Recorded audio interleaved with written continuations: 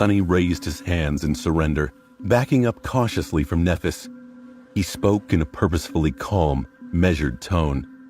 It's not as you think, Neph. We've been caught in a trap by the Soul Tree. It's not benevolent. It's not protecting us. It's doing the opposite. If we don't leave this island, we'll become its slaves forever. Or until it finds someone stronger and devours us and takes our place. She tilted her head and looked at him with an unreadable expression. Come on, Nephis, remember. We've talked about this already. This whole thing was your idea to begin with. For a moment, he thought that his words had awoken the stolen memories in her mind, but her response shattered those hopes into pieces. Leave the great tree? You really have lost your mind. Shit. Changing Star raised her sword and said in a tone that made Sunny tremble, Let Cassia go. Now. He hesitated, thinking about the best course of action. Then he carefully placed the blind girl on the ground. All right, I did, see? Now, listen to me. I have something very important to tell you. Before he was done speaking, Nephis disappeared from his view. Realizing that he was about to be attacked, Sunny prepared to defend himself. However, a moment later, he was already laying on the ground, the tip of the silver sword pressed against his throat. Changing Star was standing above him, pale lights burning in her eyes. Well, that was embarrassing. All his training, all the experience he had won in countless bloody battles, all the power he had gained. Sunny had really thought that he stood a decent chance of standing his ground in a fight against Nephis, maybe even reaching a tie. But in the end, he had barely lasted a second. One would be tempted to call this shameful display a premature capitulation. Nice one, idiot. Now stop fooling around and focus. Feeling the cold steel touching his skin, Sunny tried to move as little as possible. He was pretty sure that Changing Star wouldn't just kill him in cold blood, but it was still better not to give her any reasons to do something drastic. After all, Neph's mind was not her own. Looking up at her cold, indifferent face, Sunny strained his vocal cords and shouted in exasperation, Aster, Song, Veil! Nephis's hand trembled, making a drop of blood roll down his cheek. Her eyes opened wide, full of surprise and shock. Then, a dark expression appeared on her face.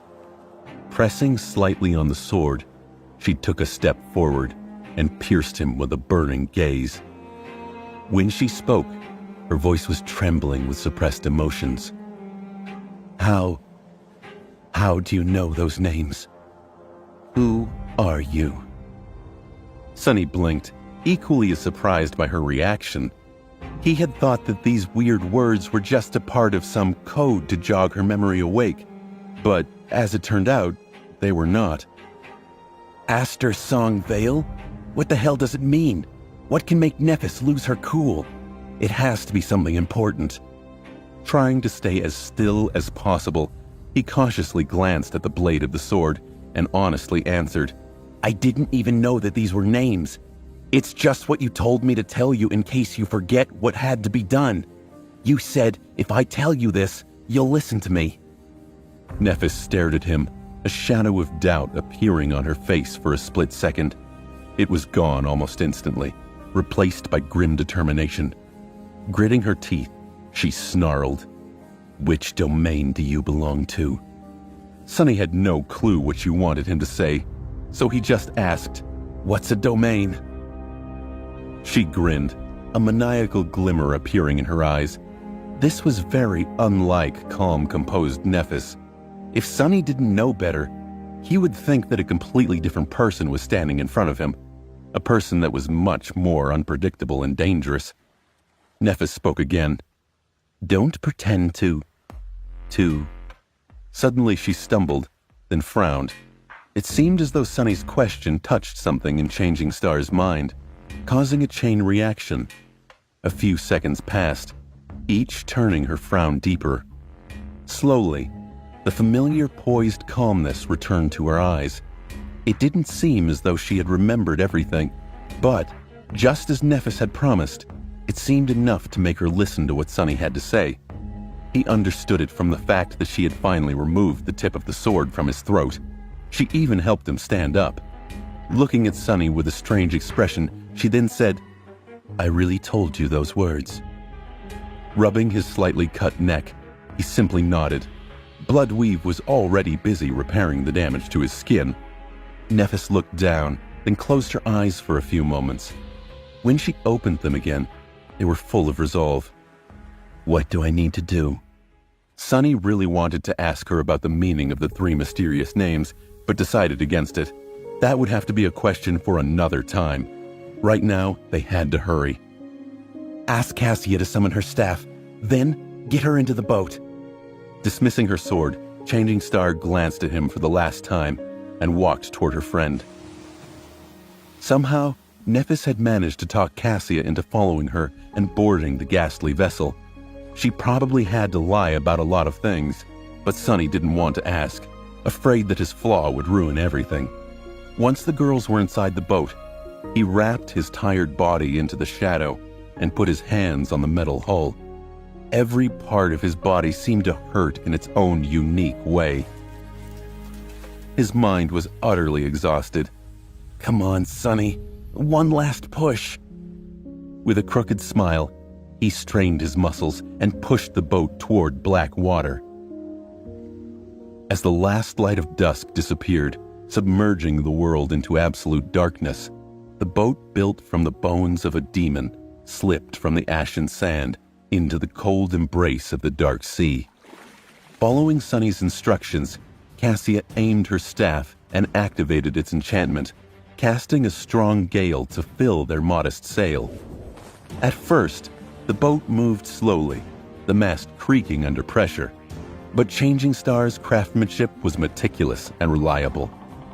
The demon's spine held, and little by little, the small vessel began to gain speed. Sonny sat at the stern, controlling the steering oar.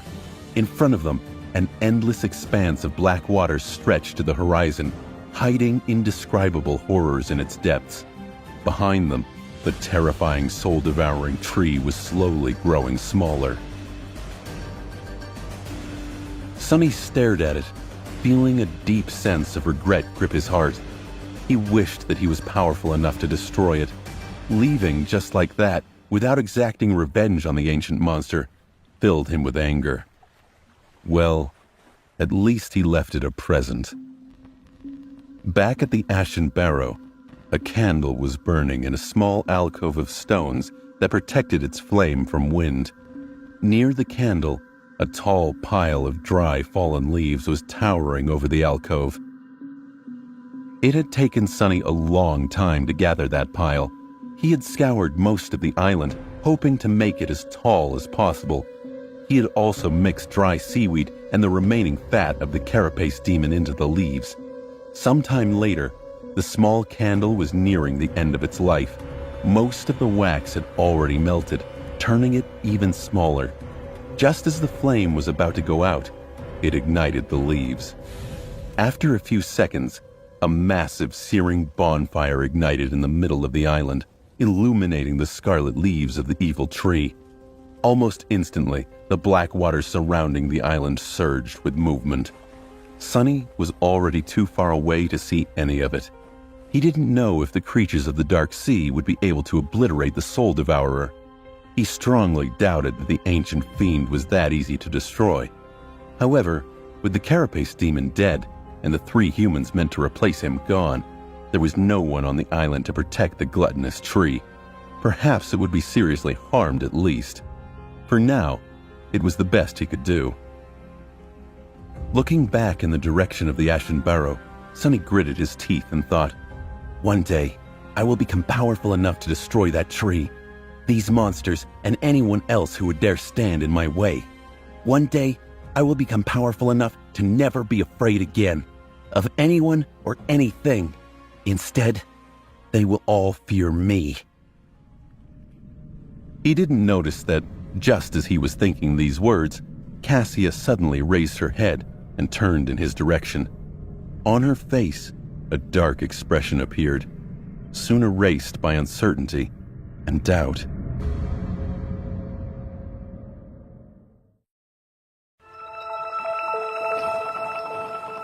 In the absolute darkness, a small vessel was gliding on the black surface of a restless sea.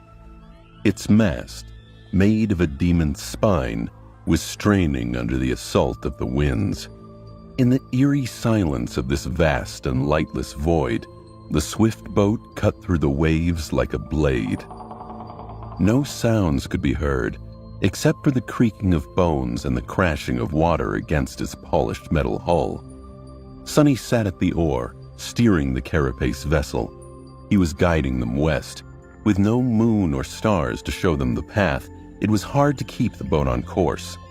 But there was a mark left in his mind by the cold and menacing shadow of the crimson spire. Using it as a compass, he was able to navigate the treacherous waters without losing his way. Black skies above, dark sea beneath, with nothing but a thin layer of steel separating them from the tenumbrous abyss, they sailed through the night. Below them, countless horrors were hiding in the cursed depths. Several times, Sonny felt gargantuan shadows moving close to the small boat, attracted by the sound of its passing. Powerless to do anything, he had no choice but to tremble in silence, praying that the terrible creatures would turn away. So far, luck was on their side. Perhaps they were too small and feeble to satiate the hunger of these ancient leviathans. A few hours after the start of the voyage, Sonny felt that the constant pull on his mind had begun to wane. His thoughts were slowly becoming clearer, the haze of forgetfulness weakening with each minute. Soon, a ghostly sound of shattering glass resounded in his head. Instantly, the last remnants of the fog that was clouding his consciousness disappeared. He was free from the enthrallment of the soul devourer. Relieved, Sonny couldn't help but smile. However, his smile was weak and hesitant. With the effects of the mind hex gone, his usual sharpness had returned. It felt as though an invisible weight had been lifted, allowing his thoughts to finally flow unobstructed once again. Everything became clearer, as though the whole world suddenly came into focus. It was a wonderful feeling, but with it came a better understanding of how terrifying and precarious their current situation was. They were quite literally balancing on the edge of a hungry abyss, their lives relying on nothing but capricious fortune. The decision to venture into the dark expanse of the cursed sea on a makeshift boat was pure insanity. But then again, there was nothing sane about the forgotten shore to begin with. In this desolate hell, the craziest choice was sometimes the best one you had. Gritting his teeth, Sonny held the oar and stared into the darkness. A few minutes later, Cassia suddenly shifted, making the boat gently sway. She handed the magical staff to Nephis and cautiously moved closer to Sonny, feeling her way through the darkness with her hands. Before Sonny could guess what it was that she wanted from him, he was suddenly caught in a tight embrace. The blind girl hid her face in his chest, hot tears streaming down her face. Sonny froze, stunned and having no idea what to do. He could feel Cassia's body pressed against him and shaking from crying, her hands tightly wrapped around his neck. While he was trying to comprehend the situation, she quietly whispered, "Thank you. Thank you." Feeling extremely awkward, Sonny pretended to clear his throat. No need to thank me. If it wasn't for your warning, we would still be stuck on that island. So, we're even." Then he raised his hand and awkwardly patted her on the back. Both of them were careful to keep their voices quiet as possible, afraid that they would attract something from the black depths.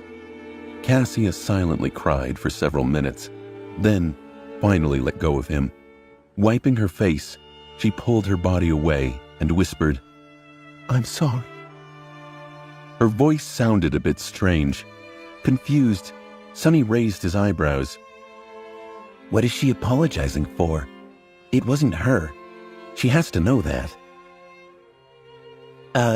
I'm sorry too, for, grabbing you back then. She smiled and, wiping the last tear from her face, turned away to move back to the middle of the boat. Sonny was left alone once again. With nothing to do except for holding the steering oar, he let his thoughts wander. With his mind clear again, many things were worth revisiting. He had to distract himself from the eerie pressure of the endless dark emptiness somehow anyway. Even though their experience with the Soul Devourer was nothing short of harrowing, Sonny had somehow managed to end up considerably better off on the other end of it. His haul this time was truly unbelievable. He had received an amazing new weapon, no less than 100 shadow fragments, and 2 new attributes. His healing was also better. He flexed his hand, working through some stiffness in his newly healed bones. He marveled at his hand. It had been shattered less than 24 hours ago. Now, he was able to grip the oar and steer the ship. It was truly remarkable. The spark of divinity was a real improvement over its previous version. The ability to perceive the inner structure of memories alone opened a whole new horizon of possibilities. However, he was more interested in the mysterious bloodweave. Somehow, Sonny felt that he had severely underestimated the uniqueness and importance of that attribute. Its origins, too, were covered in a veil of secrets. Who was that weaver whose ichor he had consumed? Who were the unknown that even the spell was reluctant to mention? What was their connection to the gods? Why were the type and rank of the initial memory he had received from the vile thieving bird's spawn left empty? How was it even possible for a memory to give an awakened new attributes? That last question guided him to think of something else. Glancing up, he stared at Nephis and tried to recollect their conversation. Looking back, she had revealed a lot of things that he had failed to notice at the moment. Sonny now knew that Cassia's enchanted armor, which had been given to her by Changing Star, was an awakened memory of the 6th tier. That meant that it came from an awakened terror, a nightmare creature 1 class above Mountain King that he himself had killed in his first nightmare. Nephis was truly formidable, and still mysterious as ever. But in the haze of the soul-devouring tree's thrall, she let some of her secrets slip. It was to save herself and save the group, but Sonny wondered if she would have ever let those words slip out in the open otherwise. Does she want to trust me more than she already does? Will she ever reveal how she managed to get that armor? Sonny looked at her in the dark, musing over his questions. The secret of how Changing Star had managed to earn her true name was now 1 step closer to being revealed.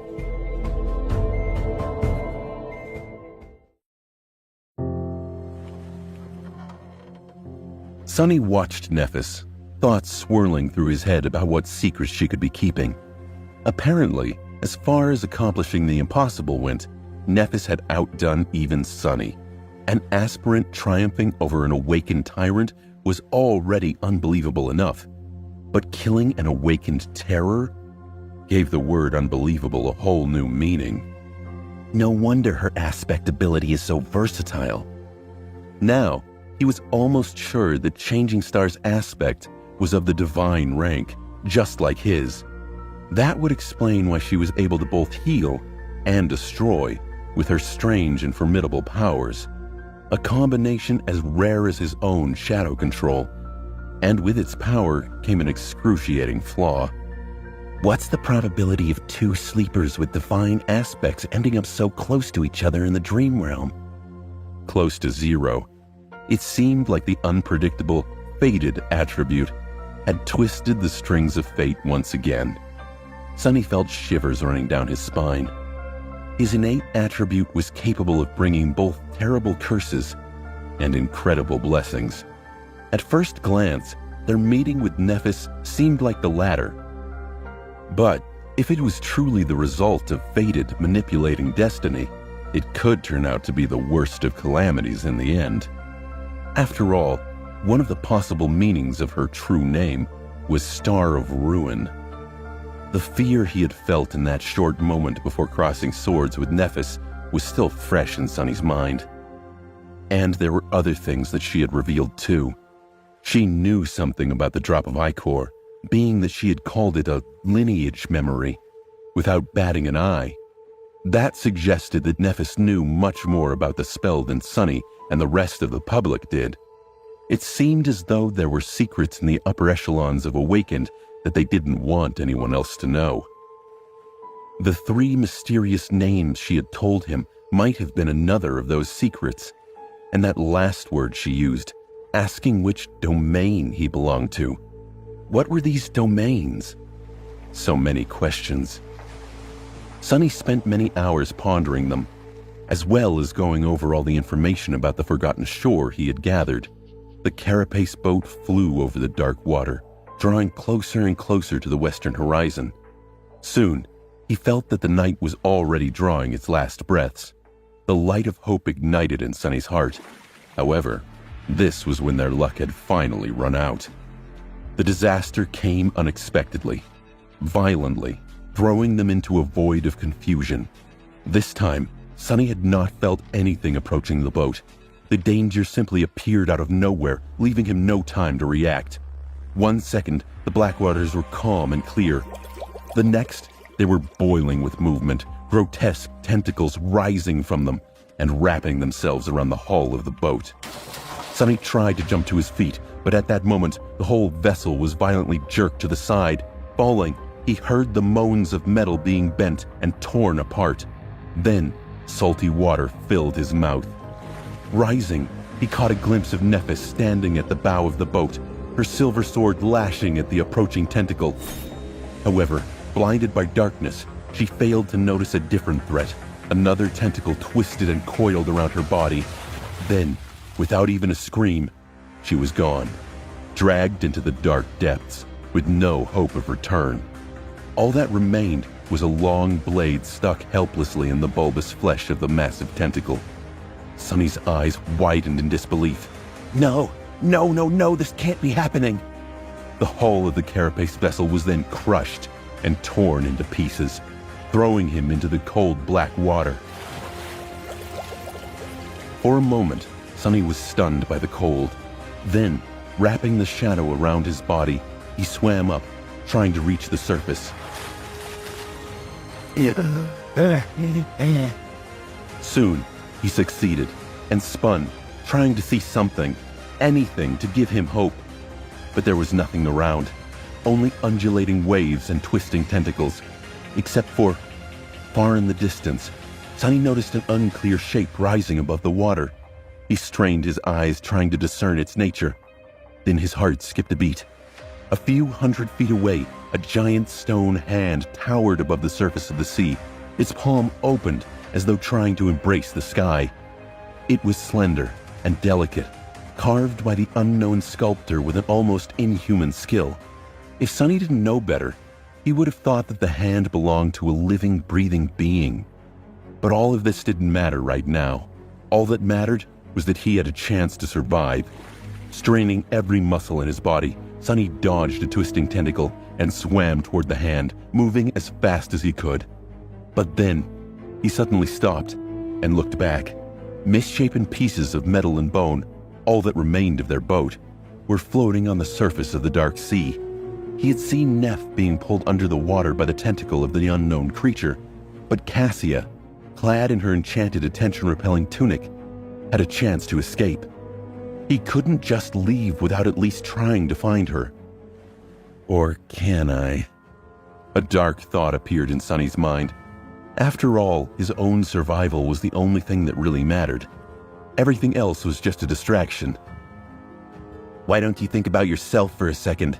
Are you really going to risk your precious life on the off chance that this helpless girl is still alive? She only can see aspects and glimmers of the future, but she barely understands them. He hesitated. Admit it, she is nothing but a burden. You always knew that one day she was going to drag you down. Yes, he did. But what? You're going to die, fool. Turn around and flee, now! Why was he even hesitating? This was his chance to escape, his only chance perhaps. He had to survive. Feeling an almost unbearable feeling of regret filling his chest, Sunny slowly inhaled. Then he gritted his teeth and dove down, heading back to the spot where their boat had been destroyed. What are you doing? Have you lost your mind? He couldn't see in the black water, but his shadow sense was still somewhat effective. He had a chance to feel Cassia's presence, at least if she wasn't already dead and dragged to the bottom of this cursed abyss.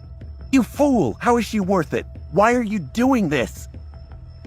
Grimacing, he forced his annoying inner voice to shut up. In his mind, the answer was clear. Because I want to.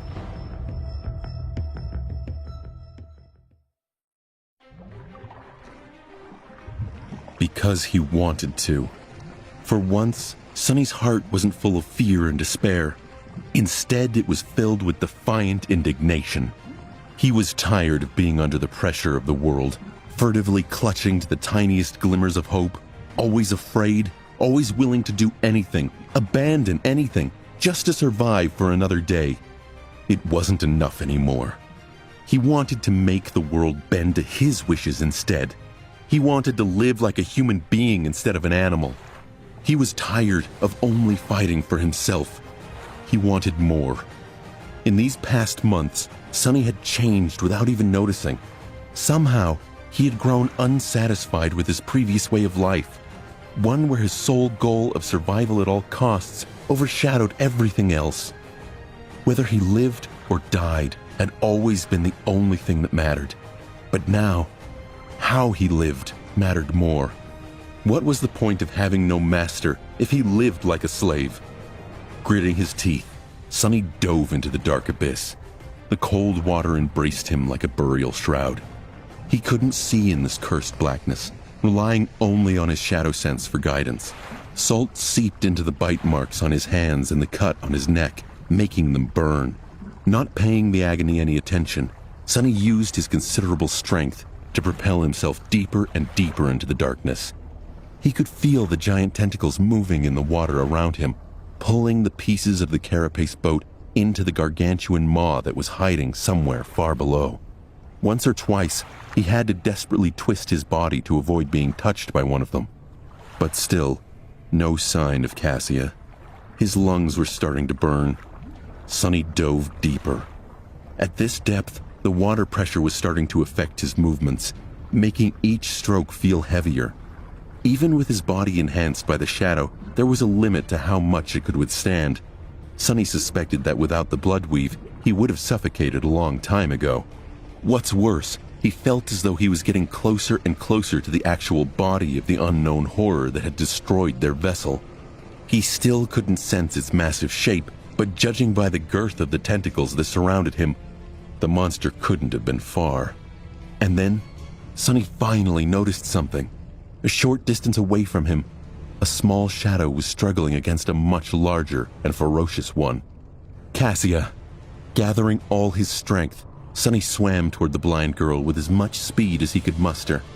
As he drew near, he could discern the details of what was happening. Cassia was being pulled down, a smaller tentacle coiled around her body. She was still struggling, trying to get free, but her movements were growing weaker with the second. She was suffocating. Filled with fury, Sonny propelled himself forward and grabbed onto the tentacle, feeling slippery flesh throbbing in his grip.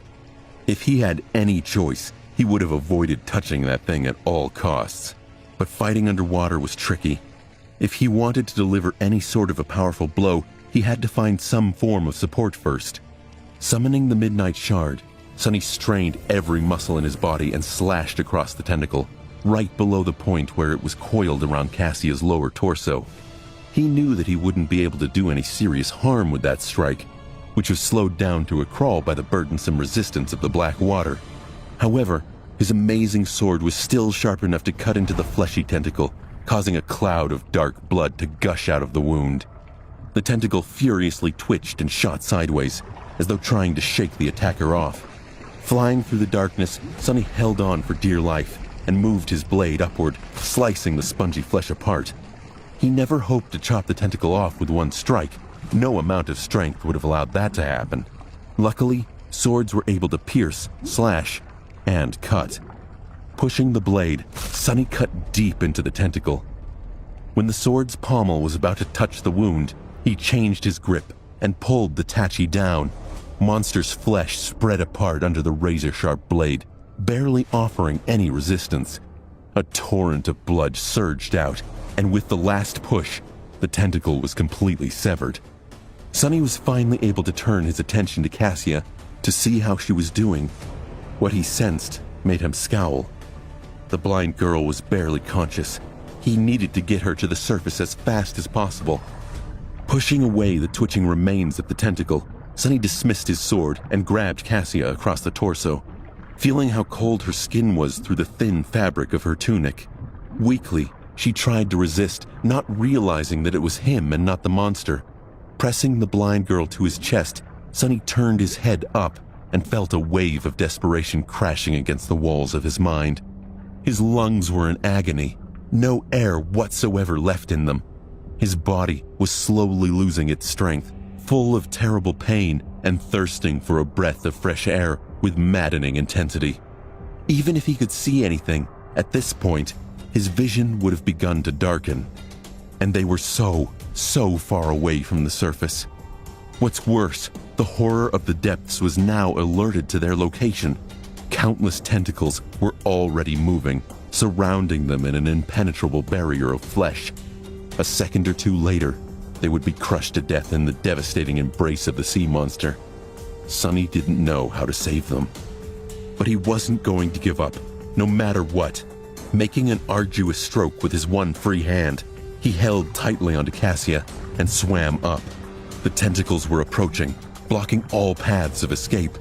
Sonny gritted his teeth and, in the next moment, the water around them suddenly turned pure white. An incandescent radiance filled the vast expanse of the cursed sea, obliterating any sign of darkness. The explosion of light was so intense that it pierced through Sonny's eyelids and hurt his eyes. It was as though a miniature sun had ignited somewhere far below them, turning the endless black abyss into a pristine white void. Tidal currents of radiant water surged tumultuously, throwing the world into disarray. The gargantuan tentacles convulsed and writhed madly, as though in the throes of unbearable pain. The unbreakable barrier of flesh fell apart. Sonny wasn't about to let this chance go. Straining his suffocating body, he swam to the surface, dodging the writhing tentacles. With the furious white sun burning in the depths below, he could see their shapes clearly. Moving faster and faster, he propelled himself up with everything he had left.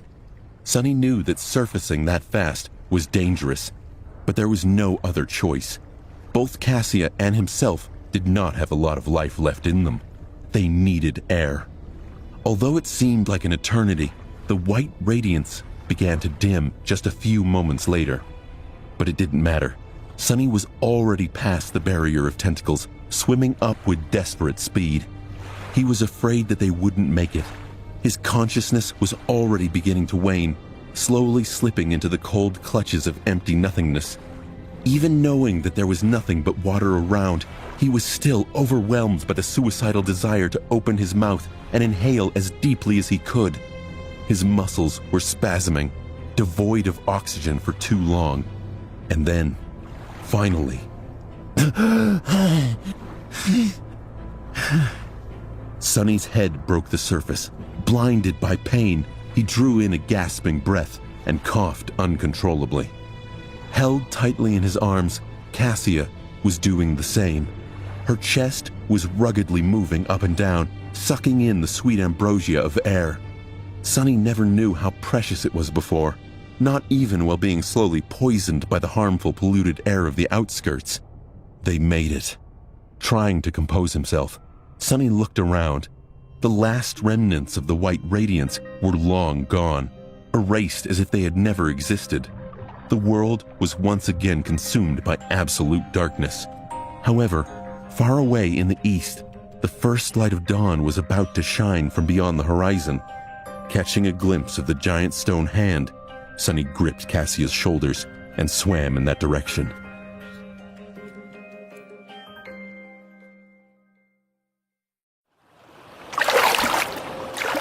Sonny felt that he was at the end of his rope. He had put himself through too much abuse during these last few days. Now, it was hard to even remember when was the last time he had slept. Perhaps it was the day before climbing the soul-devouring tree in search of a special fruit. He wasn't so sure. Since then, he had lived through the harrowing torture of the bloodweave transformation, spent countless hours on the verge of mental collapse to resist the effects of the enthrallment, mangled his hands to stay lucid, guided the boat through the terrors of the dark sea in absolute darkness, saw it being destroyed by the horrid dweller of the deep, and gave battle to that monster in the cold black depths, almost drowning as a result. His body and mind were on the brink of shutting off. Despite that, Sonny stubbornly continued to swim, bringing himself and Cassia closer and closer to the giant stone hand that was rising from the water as though trying to embrace the skies. The dark sea was surging around him, still reeling from the effects of the light explosion that had rocked it some time earlier. Tall waves were threatening to drown the two sleepers, throwing them around like toys. Struggling against them was a hard task. But still, he persisted. The dawn was drawing closer, but for now, there was still nothing but cold darkness and danger all around them. Any second, something could rise from the depths of the abyss and put an end to their desperate attempt to save themselves. At least the tentacles were gone, perhaps scared away by the pain of being exposed to the searing light. By some miracle, Sonny eventually managed to reach the stone hand. Hoisting Cassia up, he helped her climb on the dark rocks and followed closely behind. Soon, they reached the open palm of the hand and crawled to its center, then fell down, utterly spent and exhausted. For a long time, neither of them was able to talk. All Sonny could do was lay motionless, draw in raspy breaths, and try to stay awake. His mind was empty of thoughts. That was fine, because he didn't want to think. If he did, he would be forced to remember. Remember what had happened to... Shut up! What was the point of remembering? He couldn't change anything. The sound of the black water crashing against the base of the giant hand reminded him that the night was still not over. Opening his eyes, Sonny tried to understand their current circumstances. Their shelter was slightly raised above the waves, the base of the giant thumb almost touching the surface of the dark sea. The palm was not very spacious, roughly half the size of the circular platform that had saved his life on his first day on the forgotten shore. It was angled upward, creating a slight slope. The fingers were higher above the waves and wide enough to accommodate a person, but they were bent upward toward the sky, making them less suitable to serve as a refuge. We need to get further away from the water. With that thought, Sonny tiredly stood up and bent down to touch Cassia's shoulder. When he finally spoke, his voice sounded hollow and brittle. Cassia, stand up. Cassia, stand up. We have to move higher. The blind girl flinched and raised her head, her skin deathly pale. Sonny? He nodded. Yeah, it's me. She was still in shock. Sonny could see that Cassia's mind was not all there yet, so he gently pulled her to her feet. Come on, let's go. It's just a few meters. She lingered. What happened? I heard a sound, and then something was pulling me down. He gritted his teeth and tried to keep his tone even. We were attacked by a sea monster. The boat was destroyed. I dove down and managed to find you, then swam to this pile of stones. It's not very high above the water, so... Cassia wavered. Where's... Sonny hurried to interrupt her, unwilling to answer the next question. Come, follow me. We can rest when we're higher. Gently guiding the blind girl, Sonny climbed to the base of the giant hand's index finger, which was the highest point they could reach without climbing the fingers themselves. Sitting down on the cold stone, he rested his back against the giant phalanx and stared at the restless surface of the dark sea. His eyes were cold and empty. Cassia was silent by his side. Her pale face was contorted, as though she simultaneously wanted to ask the question and dreaded the answer. Finally, gathering her courage, the blind girl whispered, her trembling voice barely audible, "Sonny, where is Neff?" He stayed silent, not willing to speak the words out loud. He felt that if he spoke them, they would become the truth. He knew that didn't make any sense, but maybe, if he didn't, maybe there was still a possibility that those words were a lie. "I'm not answering. I can't." A few moments later, the familiar pressure appeared in his mind. The pressure grew and grew, making his head spin. "I'm not." Then the piercing pain came. Sonny stubbornly endured it.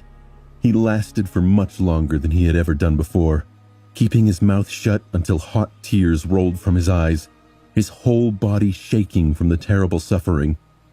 But eventually, he was still forced to say those bitter words. She's gone." Before he could finish, a subtle sound attracted his attention. It came from below, from the edges of the restless dark waves. Sonny's heart skipped a beat. Out there at the base of the giant thumb, where the cursed sea was almost touching its stone surface, a pale white hand appeared from the black water and grabbed onto the rocks. Then, a tall figure slowly pulled itself onto the open palm of the stone giantess. His eyes widened. Feeling that something was wrong, Cassia turned her head and asked, "Sonny, what is it?" He trembled and whispered, gripped with sorrow, "It's Nephis." An uncertain smile appeared on the blind girl's face. "Neff? She is all right?" Sonny found himself unable to answer. No, Nephis was not all right. He didn't know how. She was eaten alive. The Starlight Legion armor was shattered and torn, revealing the mutilated flesh beneath. There was a horrifying gaping wound on Changing Star's torso, looking as though almost half of her right side was missing. Sonny could see the sharp shards of broken ribs, the rivers of blood streaming down her legs, and the mangled mess of viscera spilling over the edges of her wound. He wanted to close his eyes. Another large chunk of flesh was missing from her thigh, exposing the shredded remnants of muscle, and the white surface of the femur cracked and barely holding together. Her right arm was severely damaged too. It was almost torn off, hanging by only a narrow strip of skin and a few tendons, like that of a mistreated, broken marionette. Even her face was not spared. One of Neff's eyes was gone, its socket crushed and shattered, and the skin of her cheek was shaved off as though by sandpaper, leaving behind a mangled mess of bleeding flesh and broken teeth. The sight of her was harrowing and heartbreaking. It was apparent that Changing Star was about to die. Sonny couldn't tear his eyes away from her. Cassia's voice broke through, jarring Sonny's attention to her. "Sonny, why are you not answering?" He glanced at Cassia and bit his lip, trying once again to suppress the answer that was fighting its way out. Something sharp and hot was stabbing at his heart, making his vision blurry. Meanwhile, Nephis staggered and blindly stepped forward.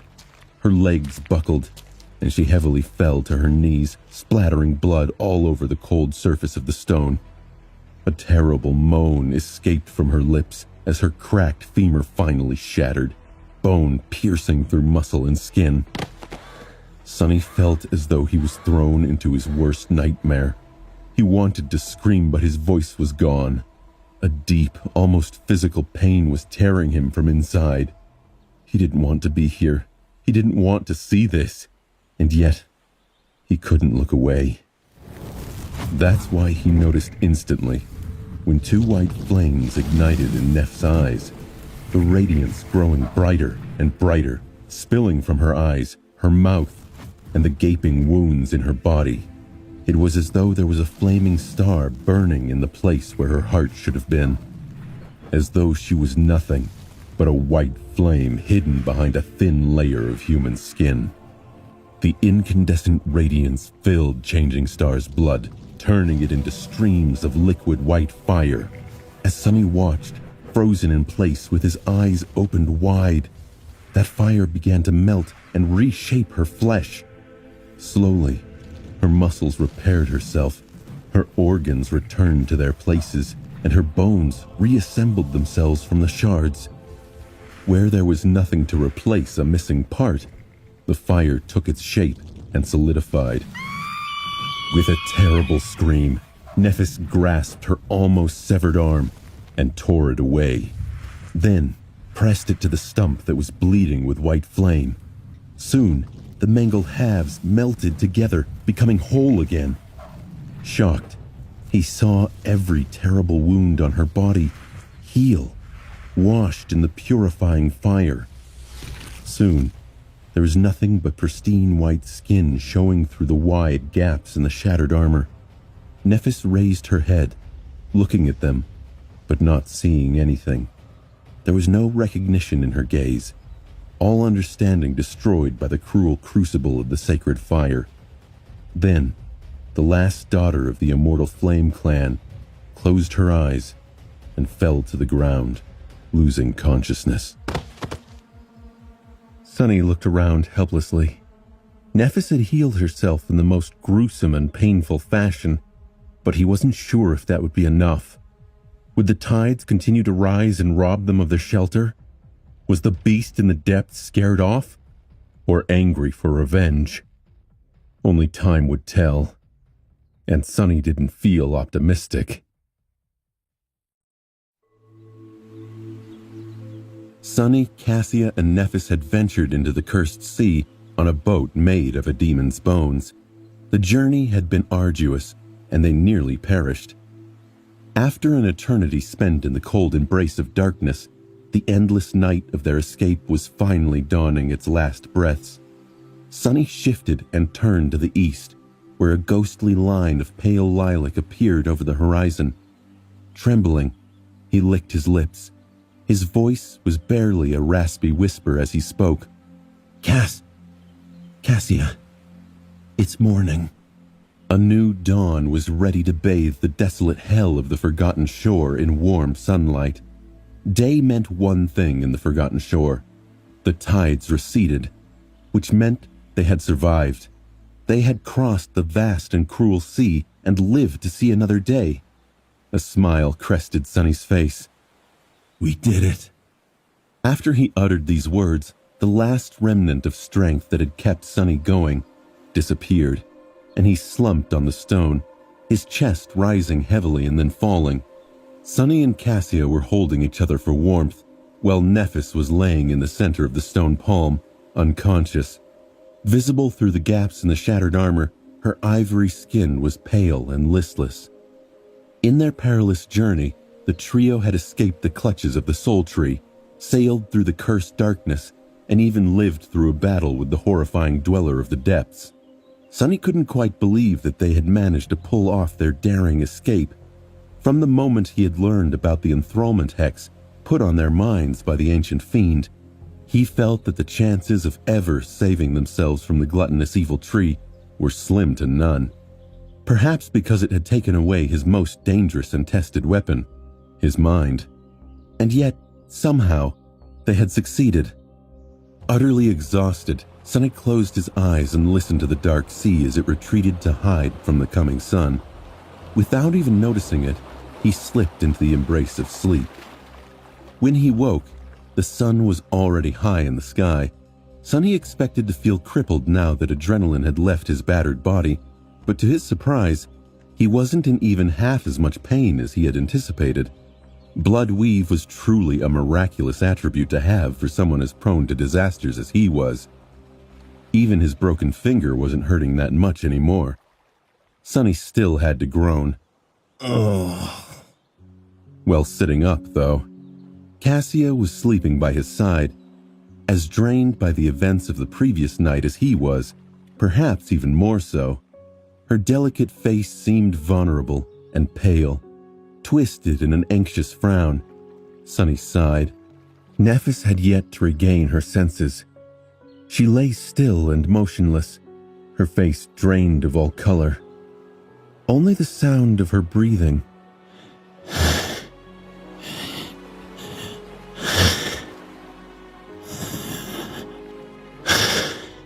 told Sunny that she was still alive. Who knew what price she had paid to pull herself from the jaws of death? He had not realized before that she could heal herself. Perhaps there was a reason why she had never done so in the past. As much as Sunny wanted to celebrate, he'd escaped one nightmare only to land in a new one before. They had to be smart. He reminded himself, it's time to assess the situation. Turning away from Changing Star, Sunny looked around, trying to discern their current circumstances. His heart was heavy. If they had endured those horrors only to find themselves stranded in the middle of the cursed sea with no way to continue forward, that would be a truly macabre twist of fate. To the east of them, there was nothing but the empty expanse of the colossal crater. Same thing for the... Sunny froze, noticing a dark line in the distance. That was the western edge of the crater. They had almost crossed it. Feeling a strange excitement grasping his heart, Sunny quickly turned around and looked west. His eyes widened. For a few moments, his head was silent and empty. Then, a single thought came to him. We are so close. He sat quietly for a long time, forgetting about everything else. A few hours later, Cassia finally woke up. Feeling that he wasn't next to her anymore, she called in a frightened voice. Sunny? He licked his lips. I'm here. Cassia sat up and stretched her hand out, finding his shoulder.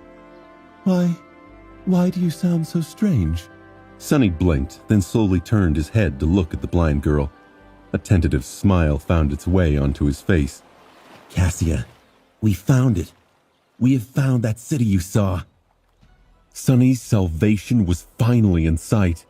After months of grinding and fighting, they had finally reached their way out of this nightmare. Every impulse in his body told Sunny to take off now and put an end to this torturous ordeal. But that was impractical, given Nephis' state. They'd need to wait for her to recover.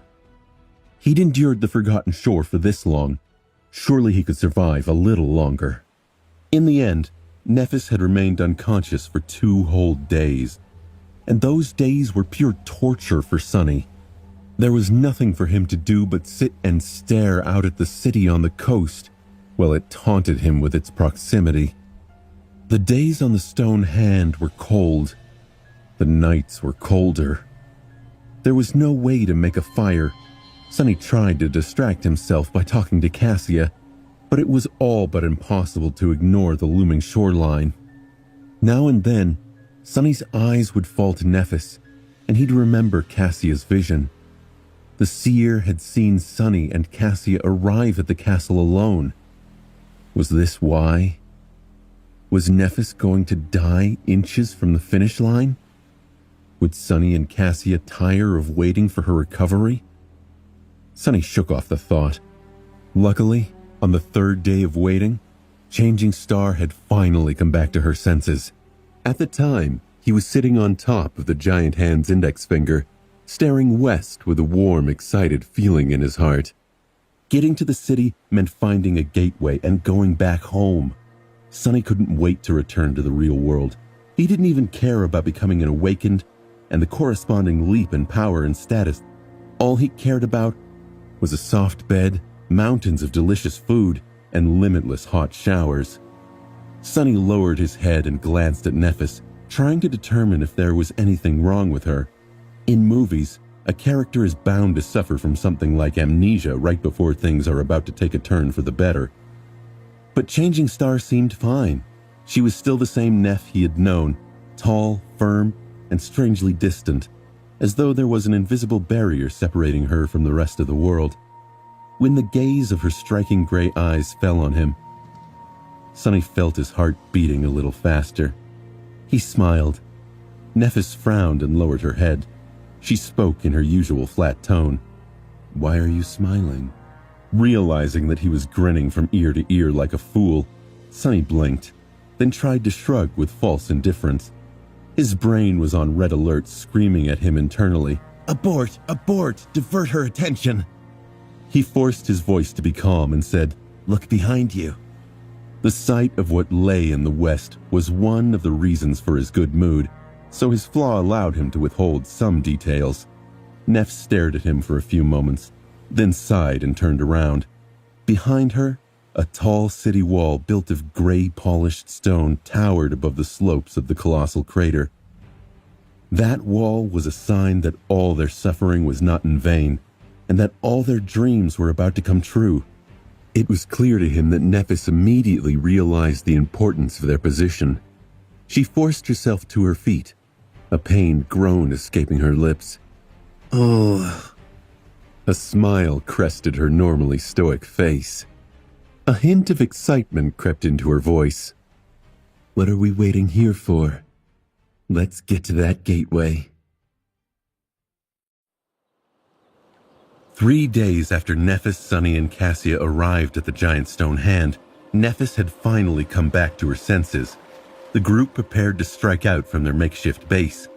The morning had just begun, so there was plenty of time to cross the remaining distance and climb out of the deep and vast crater.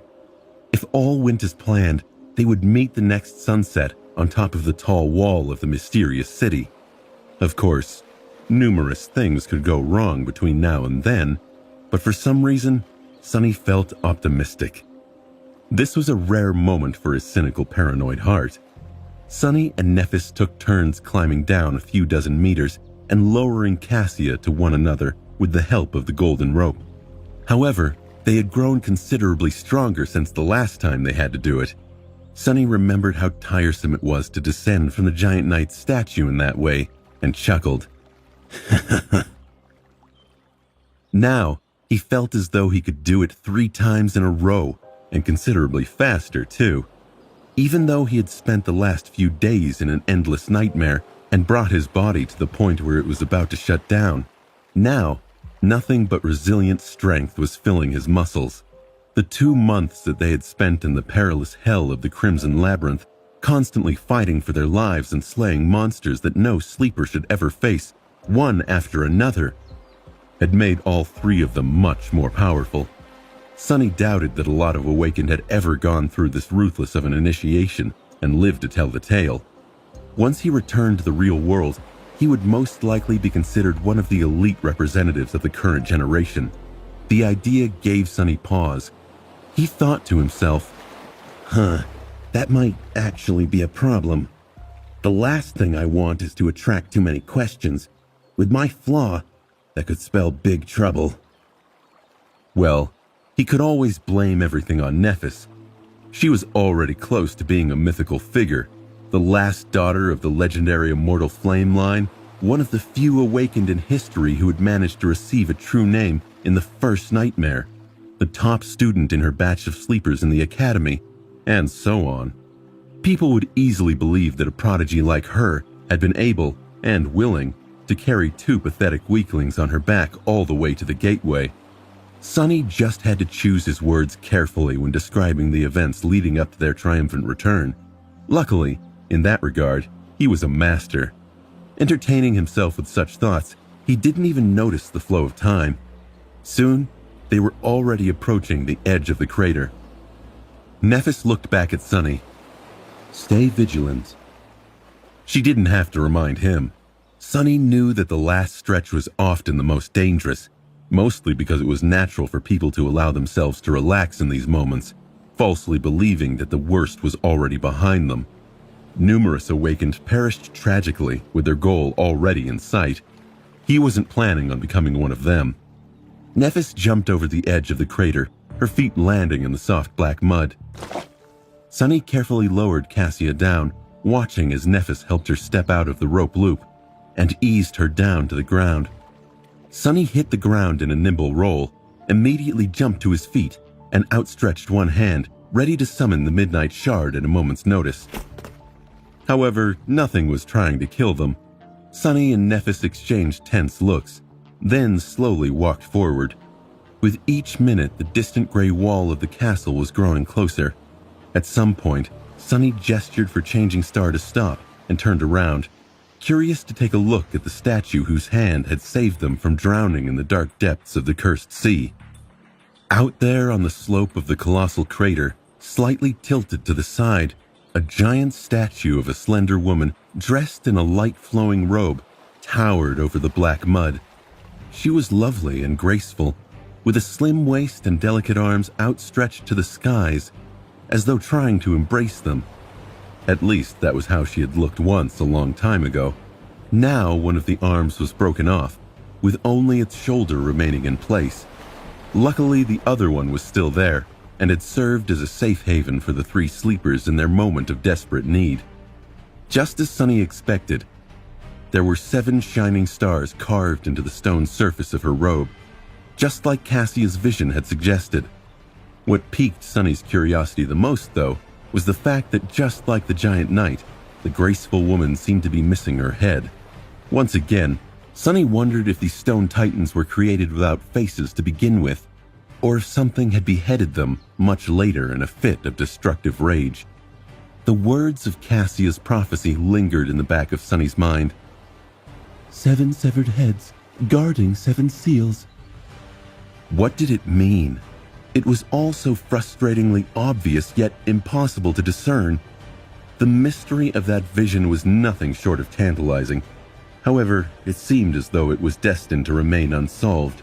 Sunny doubted that he would ever come back to this cursed place after returning to the real world. There were many regions in the dream realm, and almost every one of them was far better than the hellish Forgotten Shore. To hell with all this crap. Sending silent gratitude to the statue that had saved their lives, Sunny turned around and headed west.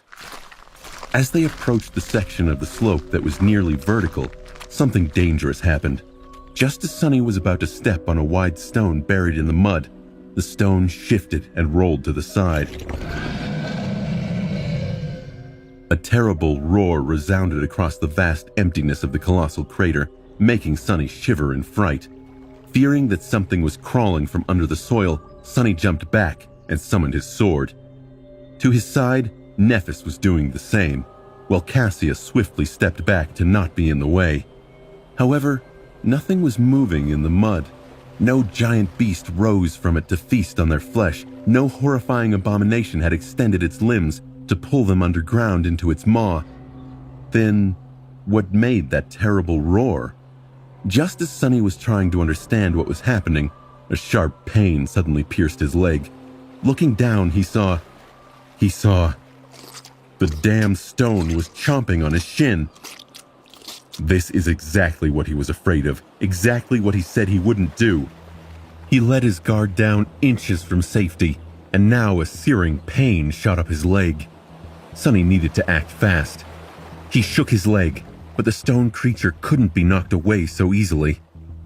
Ah! He stifled a scream as its teeth punctured the leather of his boots. The creature seemed oddly basic, but he wasn't going to make the mistake of underestimating it, not after he'd already fallen into its trap. Sunny summoned the Midnight Shard and prepared for battle. The stone, which turned out to be a bizarre nightmare creature, revealed a mouthful of long, sharp teeth on its surface.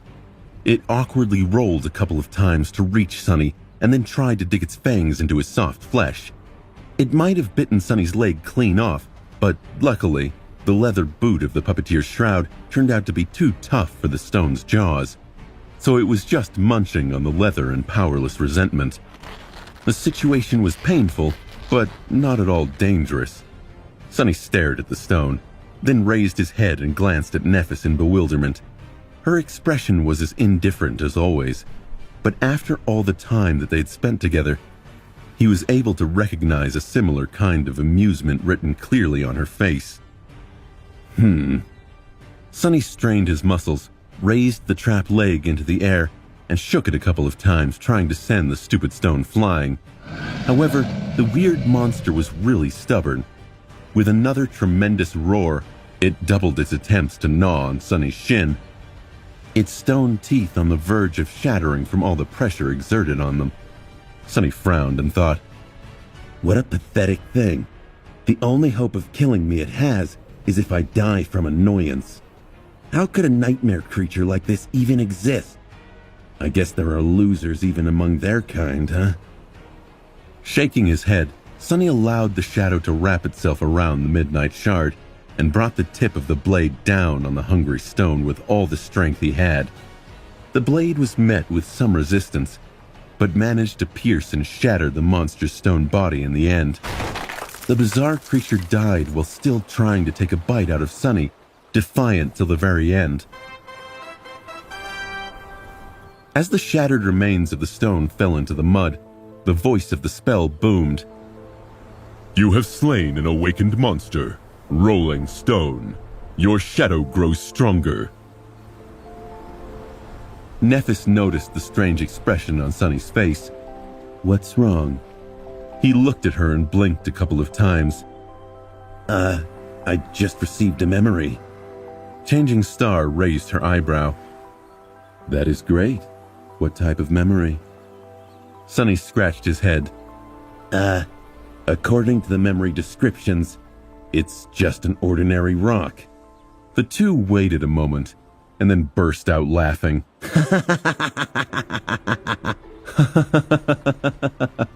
The trio savored the surprising moment of levity and continued on their way to the castle. This time, Sonny was a bit more careful where he stepped.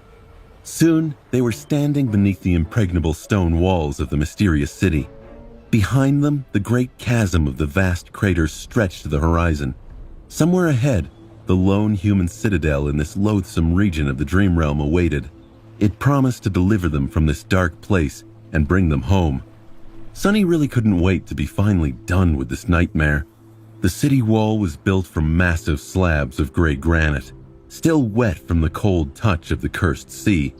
The ancient weathered stones looked almost black, despite the thousands of years that passed since the mysterious builders of the wall had disappeared into the fog of time. It still looked monumental and unassailable. The joints between the granite slabs were barely wide enough to insert a narrow blade. Looking up, Sonny tried to guess the height of the wall. It had to be 200 feet tall at least, twice as high as the Awakened Academy defense barrier, which was constructed with the help of both modern technology and various aspect abilities. For a few moments, he wondered about the people who had erected this wall, the city behind it, and the giant statues that still stood lonesomely on the desolate shores of this cursed land. Their creations had withstood the onslaught of darkness and time, but the creators were gone. Who had they been? What terrible fate had befallen the citizens of this ruined city? But then, Sonny angrily shook his head. These mysteries had nothing to do with him anymore. He was going home, never to return to this awful pit of horror and despair. Let someone else solve them. After a short rest, they decided that it would be easier to climb the wall instead of circling it in search of an entrance. Even if they were to find a gate, there was no guarantee that it would be open. Climbing the wet granite was not an easy task, but they somehow managed. When there was nothing to use as a hold, Sonny and Nephis resorted to using their swords by inserting them into the joints between the slabs. A few unpleasant cuts later, they found the right rhythm and made quick progress. Enhanced by the consumed soul shards and shadow fragments, as well as the ruthless training regimen of the never-ending battle for survival, their bodies were full of strength and endurance. Both of them were at the peak of human physical ability. Pretty soon they had reached the top of this massive wall and climbed over its edge. Without even needing to catch his breath, Sonny hungrily crawled forward, jumped to his feet, and gazed down. In the ensuing silence, he could hear the sound of the golden rope scratching against the stone. However, his heart was beating louder. Soon, Nephis and Cassia joined him. The blind girl grasped his shoulder and asked, her voice bright and full of hope, "Sonny, what do you see?" He licked his lips. Beneath them, an expansive city lay in ruins. The beautiful stone buildings were broken and shattered, many of them turned into mere piles of rubble. There were no people walking along the wide streets, no clamor of voices to drive away the silence. Under the cold gray sky, the ruined city looked dead and mournful. It was impossible to say what terrible disaster had happened here, but it was clear that it was not natural. Many of the collapsed houses were blackened by fire, with claw marks cut into the still standing fragments of walls. Here and there, monstrous bones of ancient horrors protruded from the ground, telling tales of desperate battles that must have taken place in these streets once a long time ago. Looking closer, Sonny felt cold sweat running down his back. There were strange shapes moving through the rubble, and even more hiding in the shadows. Seeing them filled him with an icy sense of dread. The ruined city was teeming with nightmare creatures. There is a vast ruined city built of weathered stone, and there are numerous monsters wandering its streets, just like you said there would be. The tall city wall they were standing on was as wide as a road. It stretched endlessly in both directions, enclosing the vast ruins into a strangely perfect circle. Every so often, there were towers built into its impregnable granite body, serving as bastions against potential enemies. Who would have thought that one day this great barrier would serve not to repel the horrible monsters, but to keep the true horrors imprisoned inside? But Sonny wasn't that interested in the wall. He wasn't even too interested in the monsters. Instead, his eyes were drawn to the tall hill towering above the ruins. On that hill, there is a magnificent castle standing on a hill in the middle of the ruins. It looks like something out of a legend. Its walls are built from radiant white stone, with tall towers and majestic spires piercing the sky. It stands above the city like a symbol of hope. The only thing in this hell that seems to be untouched by the darkness and... A wide smile appeared on Cassia's face. Yes, this is the castle I saw. However, Sonny didn't hear her. Just as he was describing the splendor of the bright castle to the blind girl, his gaze accidentally slid behind it. Now, all he could see was the dark silhouette of the tower that loomed above the world like an ungodly spear made out of solidified blood. As soon as Sonny saw it, his heart was gripped by an unexplainable fear. This was the Crimson Spire. The feeling of horror it emanated was enough to make him never wish to gaze at it again.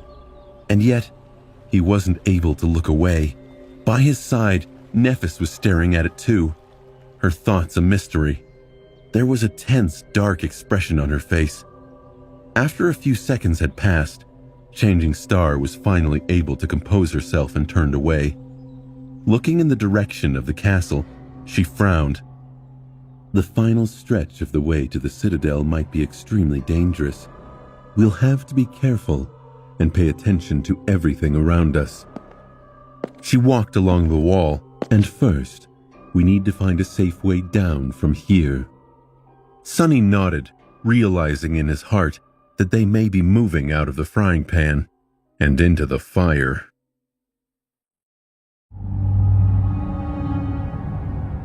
Neither Nephis nor Sonny wanted to climb down from the wall, because that would leave them with no path of retreat should something terrible happen. Without the need to discuss it, they decided to explore the nearest tower and see if there was a suitable way to descend from the wall inside. With Nephis in the front, the trio followed the slightly bending wall north, keeping an eye on the ruins below. From time to time, Sonny was able to notice the shapes of creatures moving through the desolate streets of the ancient city. However, nothing seemed to be interested in scaling its tall granite bulwark. For the time being, they were safe. However, Sonny didn't feel safe. His eyes were drawn to the distant axis of the Crimson Spire, and a shiver ran down his spine. That thing gave off the most unsettling aura. He shook his head and muttered under his breath, "Good thing we will be out of here soon." That was the only thought that kept him from falling into an irrational panic. Their journey through the Forgotten Shore was about to end. They had endured a lot and survived through a lot. At times, he had not even been sure that they were going to make it out of there alive. But now, all their suffering was about to be rewarded. The path to freedom was already in their sight. They just had to overcome this one last hurdle to return home in glory. Soon, they were closing in on one of the mighty towers built into the wall. The structure was round in shape, rising above the main embankment by a good dozen meters. There was a wide wooden gate leading inside the tower, which was broken a long time ago, with only a few splinters remaining on the ancient iron hinges. Behind the doorway, Sunny saw nothing but darkness. Sunny felt that the sight of this entrance was a bit creepy. Of course, darkness was no obstacle thanks to his aspect, and yet this darkness unnerved him in a way most did not. Suddenly, Cassia tugged on his shoulder, forcing Sunny to stop. Both he and Nephis turned to her, their hands outstretched and ready to summon their swords. A tone of alarm was laced into Sunny's voice. What is it, Cassia? In some situations, the blind girl was able to recognize danger before they could. Her keen hearing and sense of smell allowed her to sometimes perceive things that normal humans would not be able to. Now, there was a scowl on Cassia's face. Turning her head slightly, she dropped her voice. Listen. Sunny held his breath and followed her words, straining his hearing to the limit. Soon, he was able to discern a strange sound coming from inside the tower. It sounded like something was being devoured there. Flesh and bones being ground by sharp teeth. The nauseating sound of meat being torn and chewed made Sunny want to vomit. Sunny and Nephis looked at each other and then summoned their swords. Like usual, before the two of them moved forward, Sunny sent his shadow to investigate the potential enemy. The shadow glided on the stones, quickly approaching the tower. Then it dove into the darkness and concealed itself in the vast shade that permeated the structure, so Sunny was able to see inside. The first thing he saw was several dead monsters laying on the stone in puddles of blood. The bloody trails left on the stone floor suggested that their massive bodies were dragged here by something very powerful. They were cut apart and eviscerated, as though dressed down by an enthusiastic butcher. Whatever killed these beasts truly had to be a formidable opponent. It was the news Sunny expected, but not the one he wanted. Sunny set his jaw. He and Nephis had taken on plenty of terrifying nightmare creatures. What was one last one before they found the gateway? Then, he saw a large pile of gnawed bones laying on the stones. Some of them still had pieces of meat stuck to them, while others were split apart and emptied of even the marrow. Sunny was thrown for a loop by the next thing he noticed. There was a fire burning in a circle of stone shards, with several skewers of monster meat roasting above it.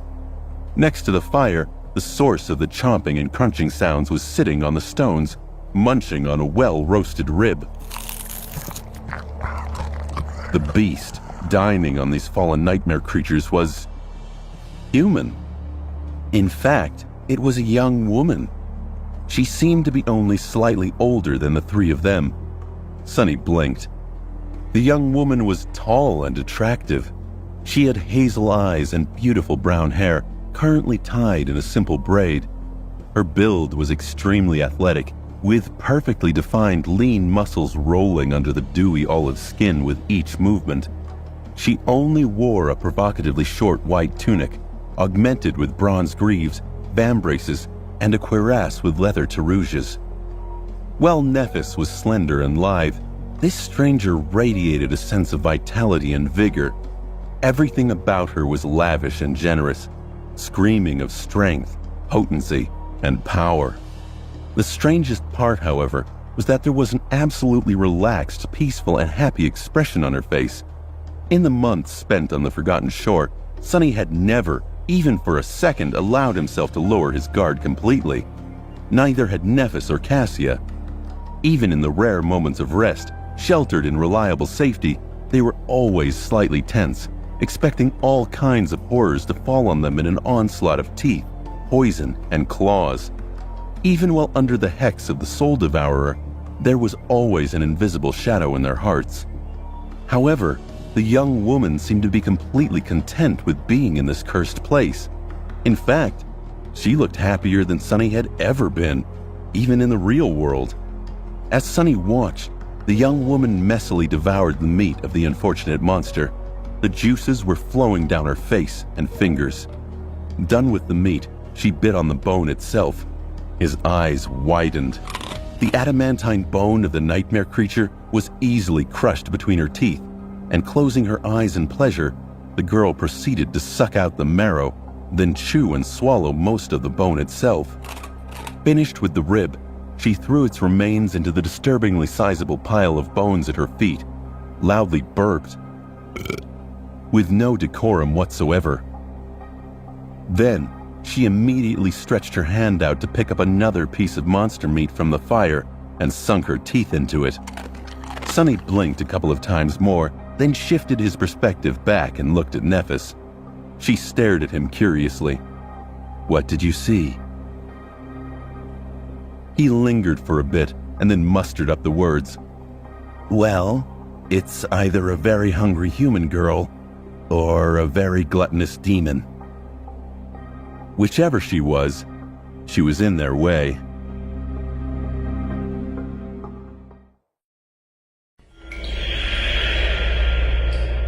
Nephis stared at him for a few moments, then turned her head to Cassia and said, "Follow behind us."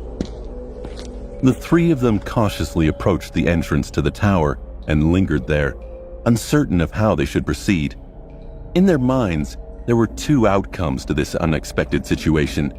One outcome could be that the mysterious young woman would turn out to be a local awakened.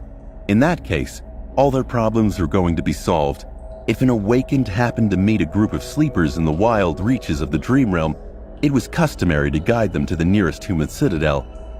Of course, exceptions happened, but in general, awakened strived to take care of sleepers. In this alien land, humans had to band together. It was not only a moral obligation, but also in their own best interest. Or the second outcome could be that the stranger would turn out to be a nightmare creature. In that case, they were going to have a tough fight on their hands. Since the rank and class of the enemy were unknown, it was impossible to predict the result. They just had to risk it.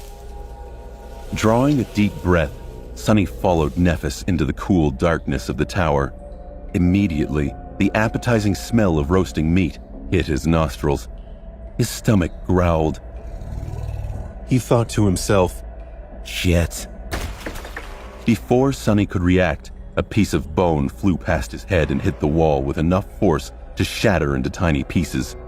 Belatedly, he raised the midnight shard and assumed a defensive stance. But it was a little too late.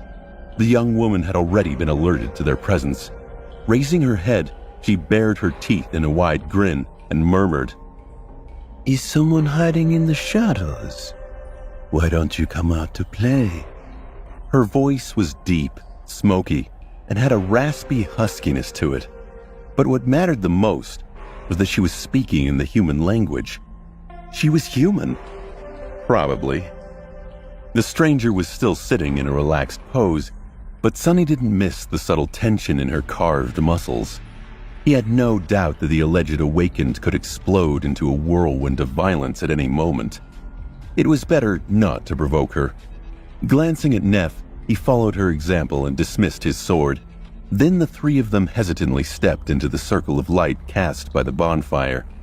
Their hands up, palms out, trying to prove that they weren't a threat to her.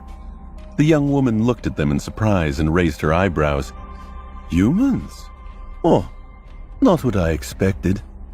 Then she smiled and shook her head. "Oh, where are my manners?" With that, she lightly rose to her feet. The white fabric of her tunic shifted slightly, revealing even more of her toned, powerful thighs. Sunny blinked. He had assumed that the stranger was tall, but only now did he realize how imposing her true height was. The woman stood considerably taller than even Nephis, not to mention Sunny himself. Complete with her robust physique, olive skin, and archaic armor, she looked like an ancient goddess. Sonny craned his neck to look at her in the eyes. He felt heat rising in his cheeks. The young woman, meanwhile, wiped her dirty face with a forearm and gestured at the fire. Here, would you like to take a seat? Despite the polite invitation, they hesitated. After several seconds passed in awkward silence, Nephis finally took a step forward and asked the question that had been tormenting all three of them. With her voice uncharacteristically tense and full of suppressed emotion, she cautiously said, Are you human? The stranger stared at her with a blank expression, then blinked a couple of times. What else would I be? A horse? With that, she threw her head back and laughed loudly, amused by her own silly joke. Nephis and Sonny glanced at each other, confused as to what to do. Meanwhile, the young woman giggled a few more times and looked at them, with sparks of glee dancing in her eyes. Of course I am human. Why are you even asking? Anyway, come, sit. My neck is tired from looking down on you. With that, she sat down near the fire and assumed a relaxed pose. Nephis, Sonny, and Cassia finally approached and lowered themselves to the stones, looking at the tall girl with hungry flames burning in their eyes. She looked them over, then frowned a little. Haven't seen you guys around? Are you new? Nephis gave her a nod. Yes, we have just reached the city. She was trying very hard to act like a normal, well-adjusted person. It seemed that her endless attempts to improve her social skills had not been in vain. If Sonny didn't know how awkward and clumsy Neff's natural state was, he wouldn't have suspected anything. The young woman grinned. In that case, my condolences. Wait, you guys survived for 2 whole months in the labyrinth. She whistled and looked at them with newfound respect. That's a real feat. Congratulations. Nephis lingered for a few seconds, then said, I'm Nephis, and these are my companions, Cassia and Sunless. We are sleepers who came here during the winter solstice. The young woman gave them a wide, friendly smile. Nice to meet you. I'm Effie. Well, at least that's what people call me. I'm also a sleeper. Sonny frowned. So the beautiful giantess was not an awakened, just a sleeper like them. Strangely, he didn't remember ever seeing her in the academy. Still, too impatient to remain silent, he leaned forward and said, Are you from the castle? There are people living there, right? Effie glanced at him. In her eyes, there was a hint of a strange emotion. It almost looked like pity. There are indeed people living in the castle, yes? Nephis and Sonny exchanged excited looks. Then, Changing Star cautiously asked, Can you take us there? Effie shrugged. Sure, no problem. Do you guys have shards? Sonny blinked. What did soul shards have to do with any of this? They had retrieved 2 from that weird stone he had killed at the base of the wall. Was she going to ask for payment?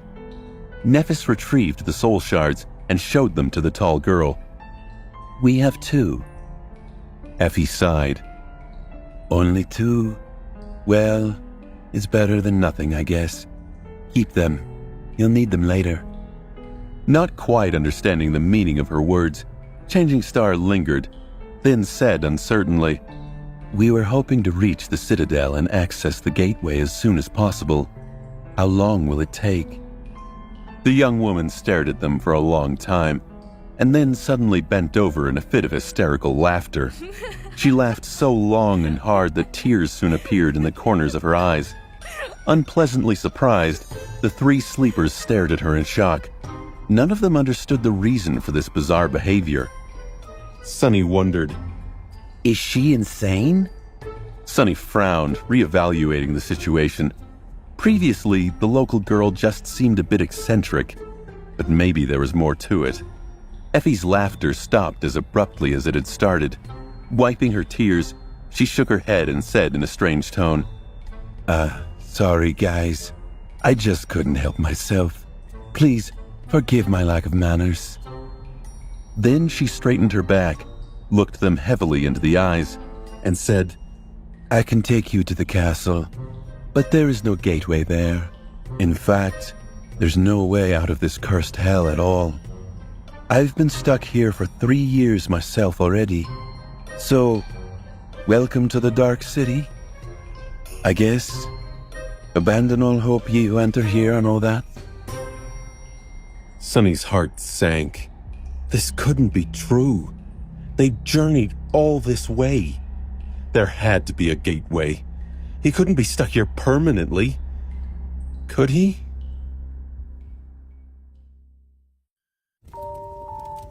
Shell-shocked by Effie's words, Cassia, Sonny, and Nephis stared at the young woman. Sonny felt something brittle and precious shattering in his heart, piercing it with an almost physical feeling of pain. No, that can't be. It just couldn't be true. How could all of this have been for nothing? How could all of his hopes, dreams, and desires just be destroyed with a couple of words? How was it possible? Somewhere beside him, Cassia suddenly said in a tiny voice, "What do you mean there is no gateway?" Effie shrugged. "I'm sorry to be the one to break it to you, but deep down inside you must have known already. Didn't you? The Forgotten Shore. It's not really a place where humans are supposed to survive. That's why you've never heard of anything like it in school or the academy. It's quite simple, really." Sonny's face contorted with anger. Of course the answer was always within his grasp. He was just too naive and foolish to grasp it. He thought his luck was turning around, but it was all a big cosmic joke. The dream realm was vast and strange, with most of its regions barely explored by humans. However, there was at least a small amount of information available about them. Some were even fully under human control, with large citadels like Bastion providing shelter to hundreds of thousands of awakened. And yet, when he had first come to the Forgotten Shore, Sonny didn't recognize any of the unique characteristics of this place. At the time, he had thought that his patchy education was to blame. He should have realized the truth when neither Nephis nor Cassia managed to succeed where he had failed. Why would a region as unique as this one be utterly unknown? The most logical explanation would be that no one had ever returned from its deadly abyss to the real world to tell others about it. What a fool he was. Just a few weeks into the comfortable life in the academy, and he had completely forgotten that the world never played fair against people like him. The truth was always worse than his worst expectations. So why would this time be any different? The world was a predator that always waited for an opportunity to devour. Why would he even expect anything else? A familiar bitter taste appeared in his mouth. Meanwhile, Effie continued in a gentle tone. 15 years ago or so, a group of powerful and desperate sleepers managed to reach this city and claim the castle for themselves, not because it had a gateway, but because it was the only place that could keep them safe, at least for a while. Ever since then, a few lucky or resourceful people would find their way to the castle each solstice, only to get stuck here with the rest of us. Nephis was sitting quietly, with only her clenched fists betraying the storm of emotions raging in her heart. Cassia was taking the news harder than both of them, though. After all, it was her vision that led them into this trap. Her face was deathly pale, with an expression of pain and shock contorting its delicate lines. Closing her eyes, she whispered, "But that's not fair." Effie looked at her with pity. Then she chuckled, smiled darkly, and said, "When was anything ever fair?" She was right, of course. Justice didn't really exist outside of the ethereal realm of human imagination. Sonny had learned that lesson a long, long time ago. While he was stewing in his indignant despair, Effie's smile suddenly lost its grim undertone and turned into a happy grin once again. Leaning forward a little, she said, "But it's not all bad. At least you have met me. You guys are incredibly lucky, really. If you hadn't run into a local, you would have been dead already. Nephis stared at her and asked in a flat tone, Yeah? "Why is that?" Her awkward manner of speech was back again in all its glory. Effie sighed. The Dark City is simultaneously the safest place on the Forgotten Shore, and also the deadliest. It's safe because no sea monster can cross the wall, let alone reach the castle.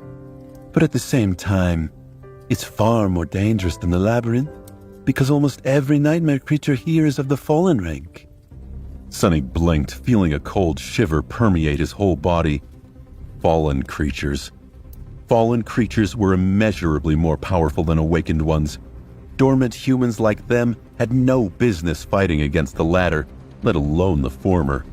One awakened demon was already more than they could handle without resorting to summoning a true terror from the depths of the cursed sea. Something much more powerful than the carapace demon would simply wipe them out of existence in a matter of seconds. Remembering countless shapes moving through the ruins, he couldn't help but tremble. Was each of those shapes a fallen creature? How would anyone survive even a day in this cursed city? They would have to be insane to even try. Slowly, the magnitude of the perilous trap they had found themselves in began to seep into his mind.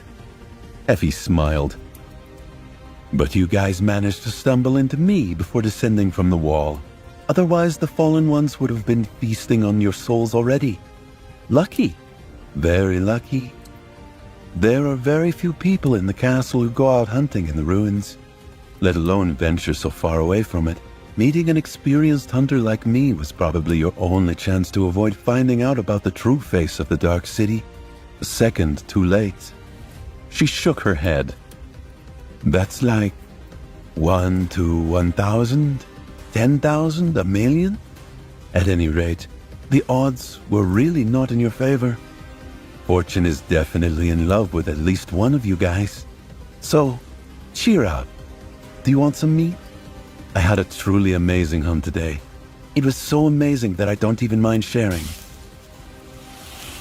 Nephis didn't even look at the roasting meat, and instead leaned forward, her words filled with intensity.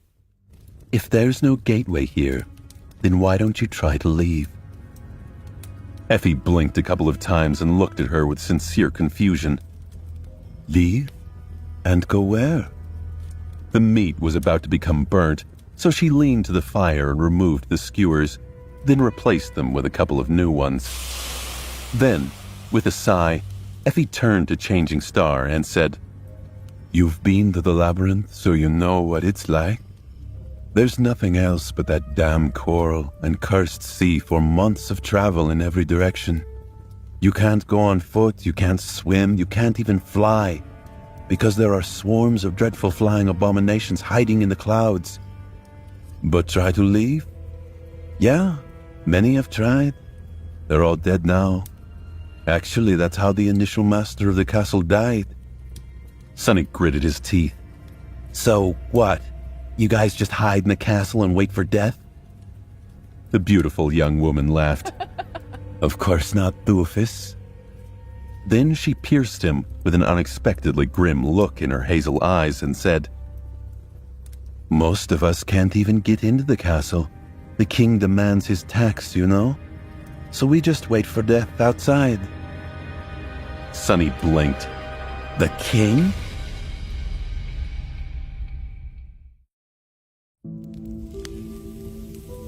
Sonny stared at Effie, trying to understand the meaning behind the strange words. What do you mean, the king demands his tax? Effie shrugged. The castle belongs to a man named Gunlog. If you want to enter and live in the safety of the castle walls, protected and provided for by his hunters, you need to pay a tribute, 1 shard each week. Of course there was exploitation going on even in this pit of despair. What else did he expect? As long as there were people, someone was going to end up as prey. Sonny sensed a familiar dark feeling rising up from the depths of his soul. At some point, he had lulled it into a slumber and forgotten it. but now it finally returned to its rightful place. A corner of his mouth curled up in a sneer. What happens if you can't pay the tribute? The huntress glanced at him with confusion. What do you think? You are not allowed to step anywhere near the gates.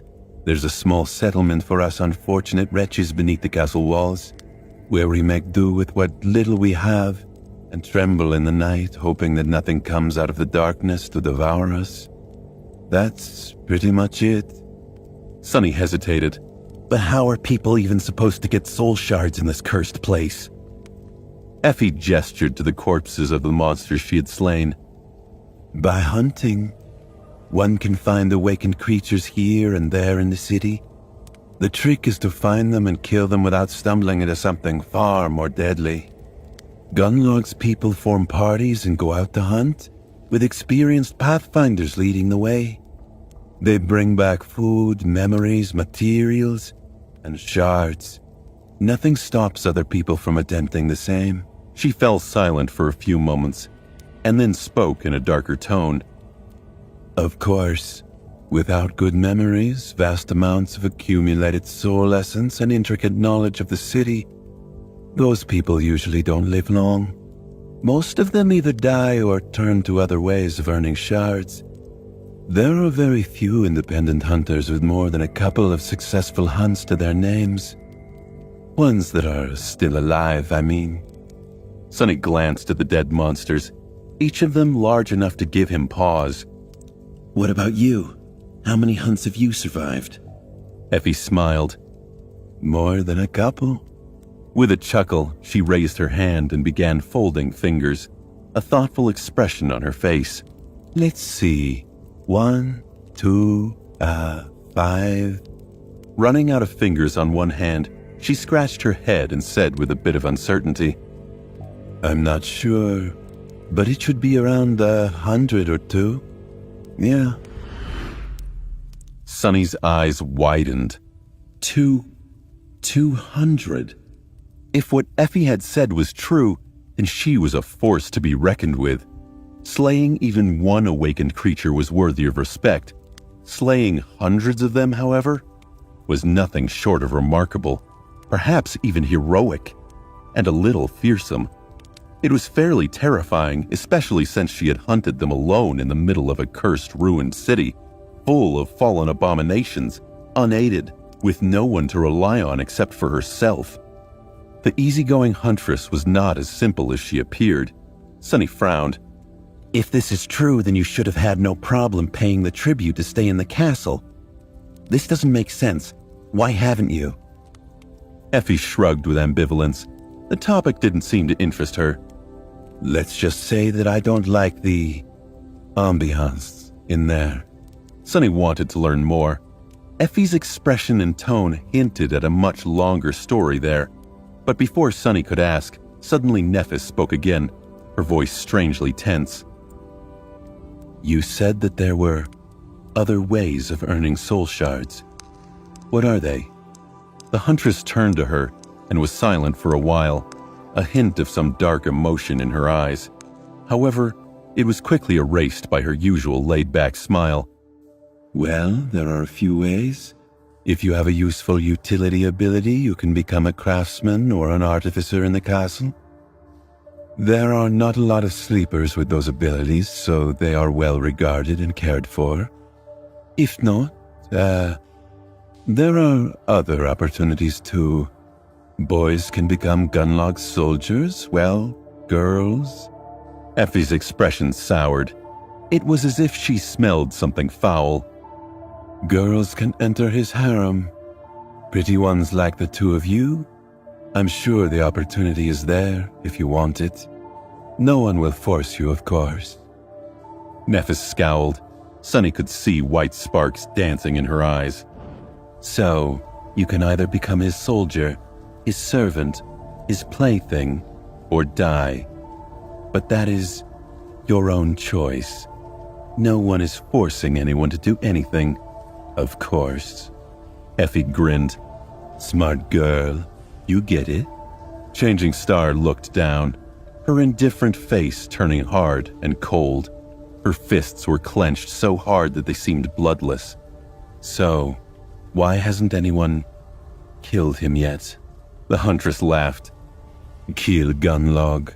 Oh, many have tried. Great people, terrible people, and everyone in between. You can see their skulls above the castle gate, actually. She shook her head. I like your train of thought, princess, but you should forget it. Just consider him to be a mortal. He practically is. Believe me when I say that no sleeper can defeat Gunlog. Ever. It's simply impossible. Effie sighed and then added, Plus, no matter how much I hate the bastard, he is the only thing that holds this place together. Despicable as he is, without him, we would all have been dead already. Sonny watched Nephis, waiting to see her reaction. What he saw did not make him happy at all. On her beautiful ivory face, there was nothing but cold indifference and resolve. It was the same expression he had seen on it before the battle with the Carapace Centurion first, and then the Carapace Demon later. Without even needing Cassia's prophetic ability, he could easily imagine what was going on in her head. This is going to become a problem. As though sensing the same thing, Effie grimaced. No, seriously, trying to go against Gunlog will only get you killed. If you're lucky. Don't even think about that. Thinking too much is not good for your health here in the Dark City anyway. Then she smiled and gestured to the fire. Just have some of this delicious meat instead. Life's good when your stomach is full, right? Just let me tell you, this is most likely your last chance to eat anything for free.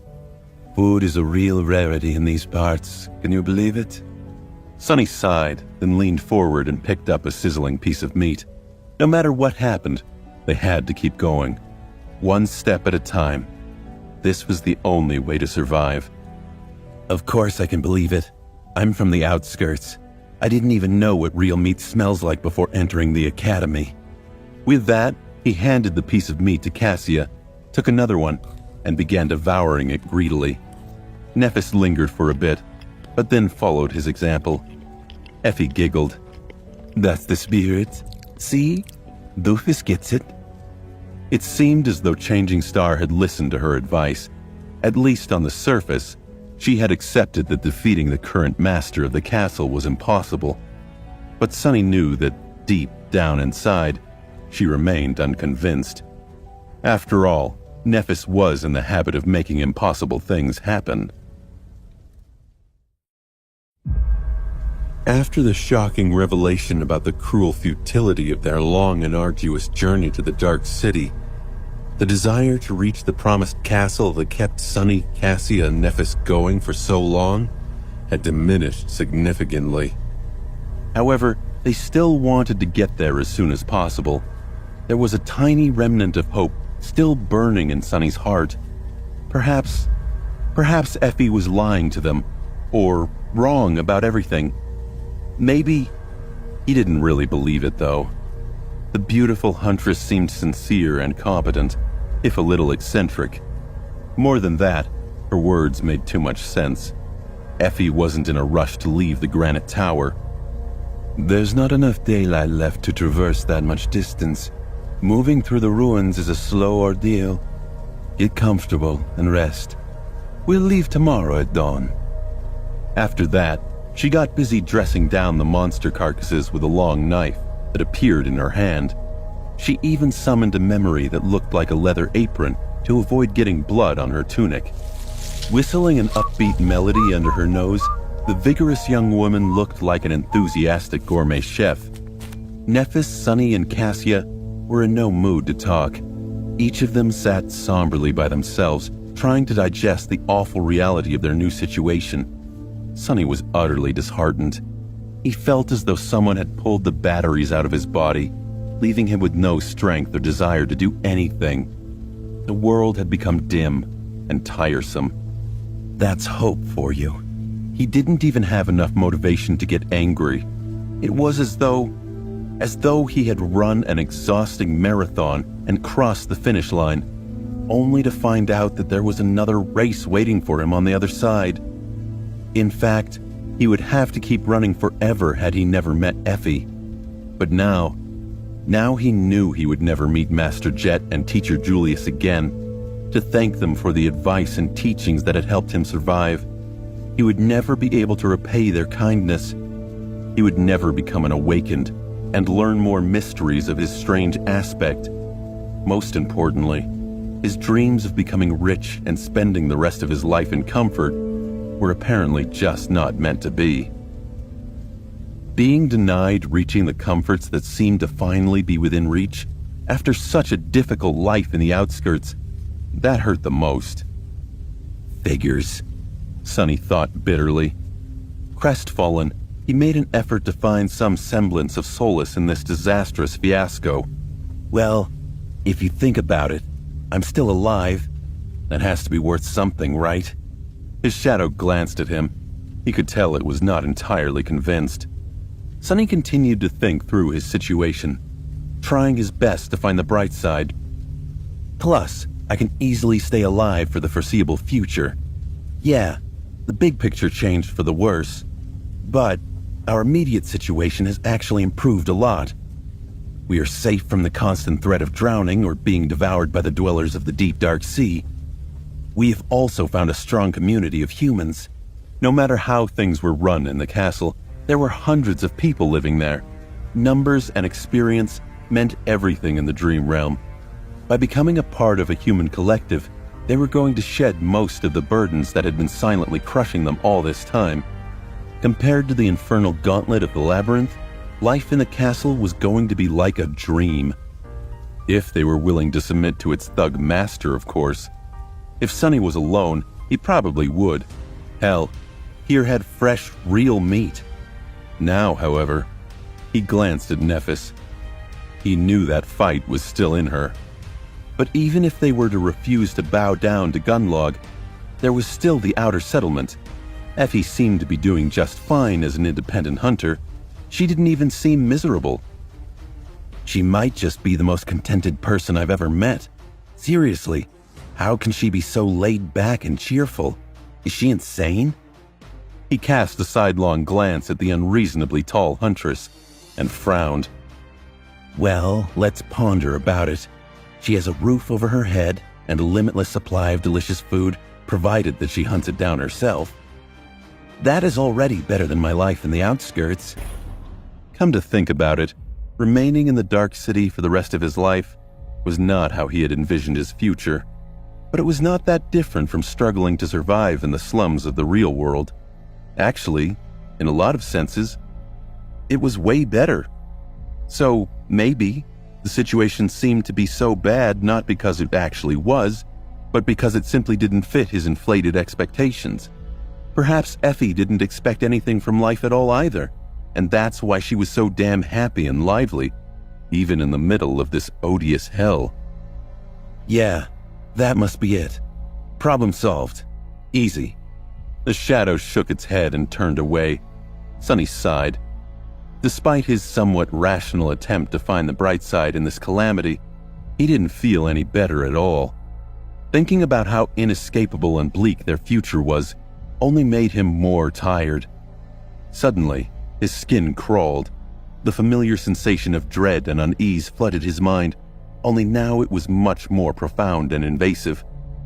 The shadow of the Crimson Spire had fallen on the Dark City. Soon, the sound of waves crashing against stone informed them of the coming of night. Not in the mood to even stand up, Sonny silently sent his shadow to take a look outside. As the last rays of the falling sun colored the world in shades of red, the cursed sea was surging out of the great crater. Sonny watched as the distant statue of the beautiful faceless woman was slowly drowned by the darkness until only her hand remained above the waves. Then, he shifted his gaze and looked down. The undulating black surface of the cursed sea stopped mere feet beneath the edge of the granite wall. It seemed as though he could almost touch it with his hand. On the other side of the stone barrier, the ruined city lay submerged in shadows, dozens of meters below the water level.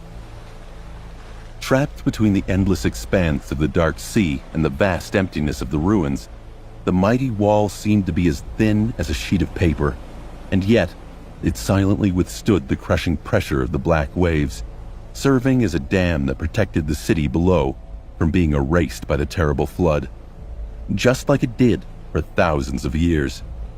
However, Sonny couldn't help but imagine all that crushing weight bursting through the collapsing wall in an all-consuming torrent of darkness.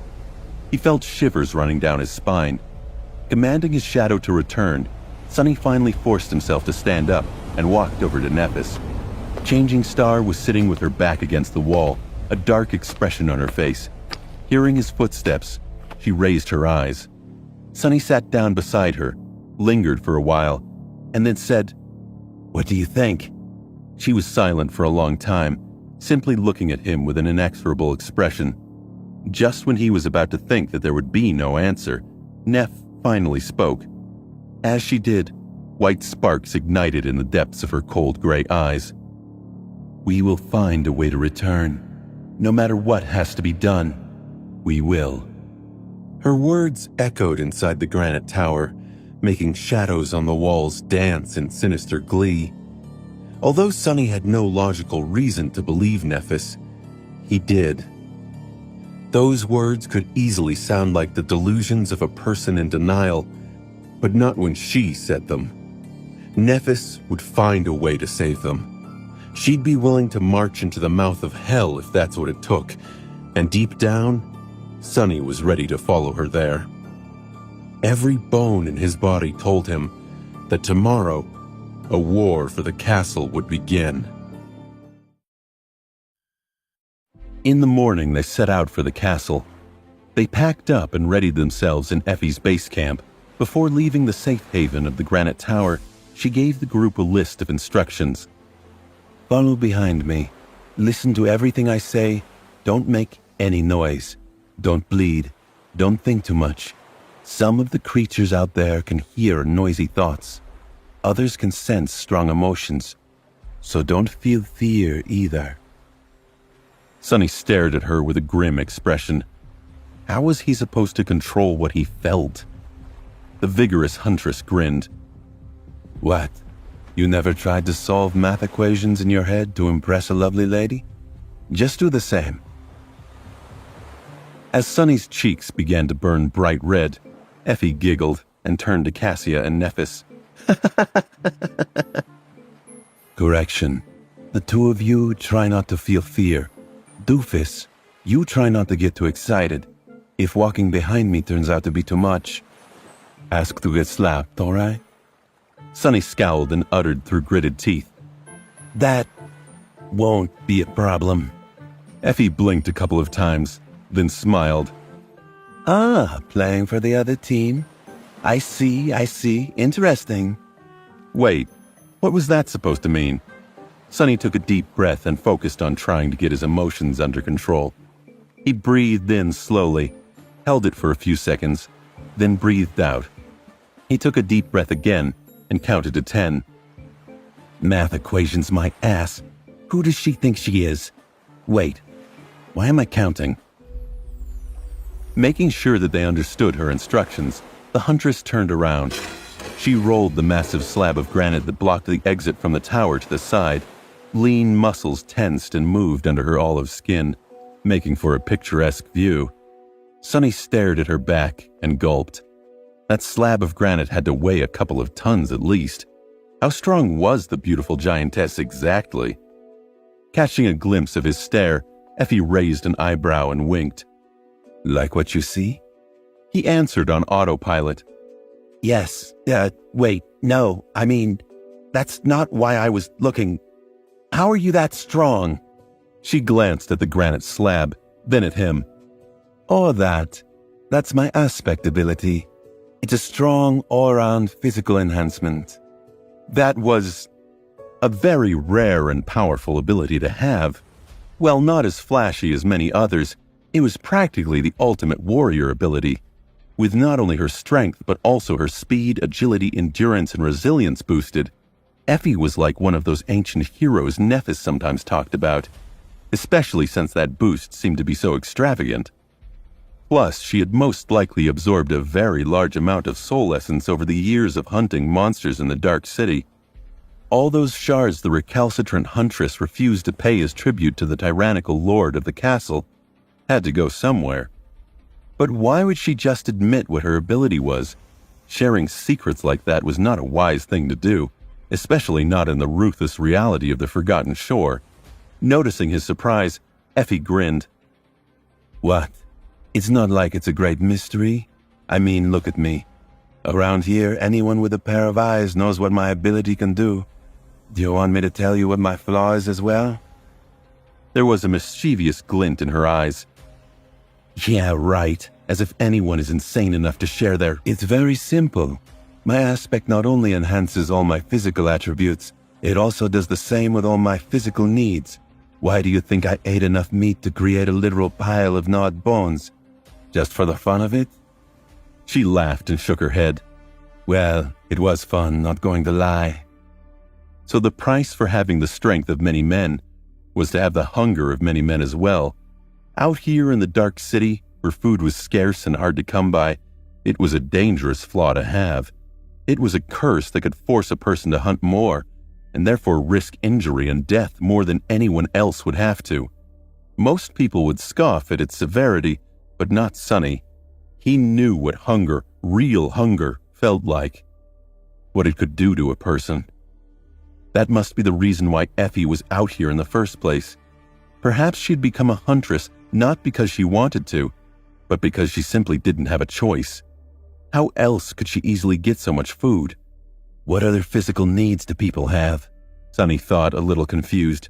Air, then water, and food. Then, oh. Hey, I said not to get excited. Sonny flinched and looked up at Effie, who was staring at him and cackling.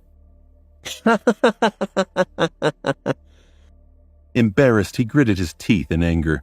His cheeks were burning again. Don't flatter yourself, Beanpole. However, when he noticed that Nephis and Cassia were observing them with amusement clearly written on their faces, his anger somewhat subsided. Belatedly, Sonny realized that perhaps the experienced huntress had been joking around with him not just out of pure mischief. Perhaps she was trying to lighten the mood to get them into the right mental state, thus making traversing the cursed city less perilous. Effie grinned. What? No answer? Sonny glared at her and said, Don't distract me.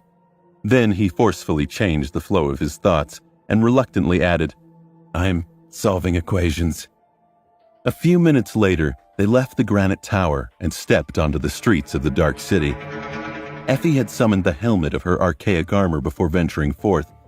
It was of the Corinthian design, with a tall crest of blue horsehair and narrow visor that left only her eyes and lips exposed. On her back, there was a leather bag containing the meat, bones, and hides of the monsters she had slain during the hunt. Sonny knew for a fact that this bag was much larger on the inside than it seemed from the outside. Otherwise, in order to accommodate all of Effie's trophies, it would have had to be comically big. However, it definitely still weighed way too much for an ordinary person to carry. Including the armor, the long knife, and the black leather apron, it was the fourth memory he had seen the huntress summon. He wondered how many more she had in her arsenal. He had yet to see what weapons Effie used. They stepped through the stone passageway, the light at the end of the hall growing bright as they approached. Sonny had avoided the daylight for so long. His eyes blinked, adjusting to the sunlight. The dust floating through the shafts of sunlight, piercing the stone tower, gave the world an ethereal glow. They reached the end of the stone passageway.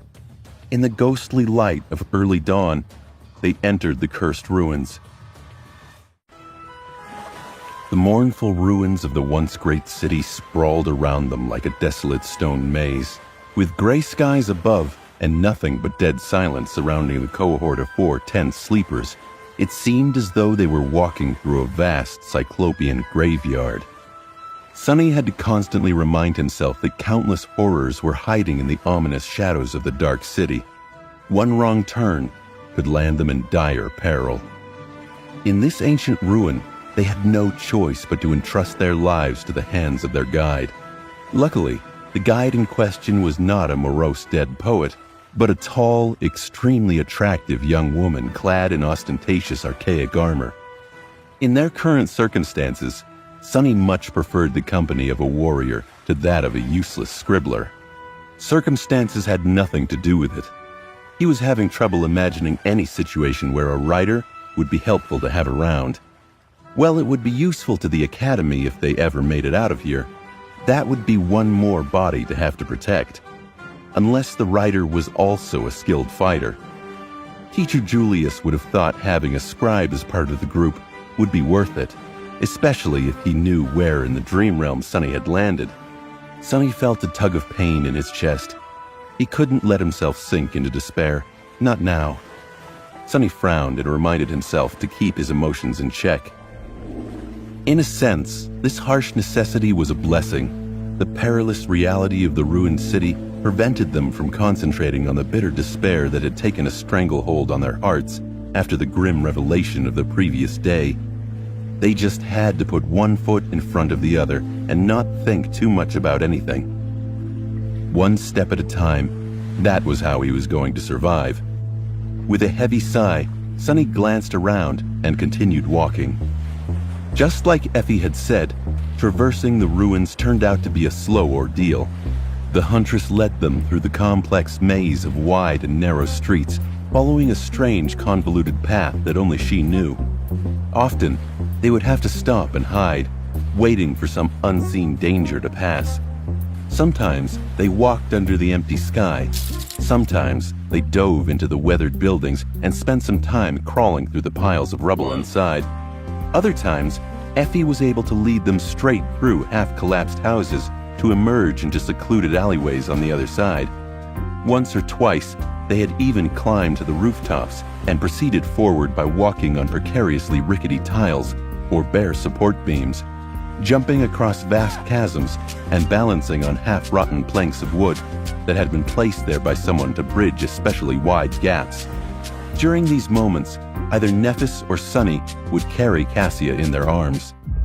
Sonny was surprised to discover that the interiors of some buildings were incredibly well preserved. It was as though the inhabitants had just left a few days ago, as opposed to the thousands of years that had passed in reality.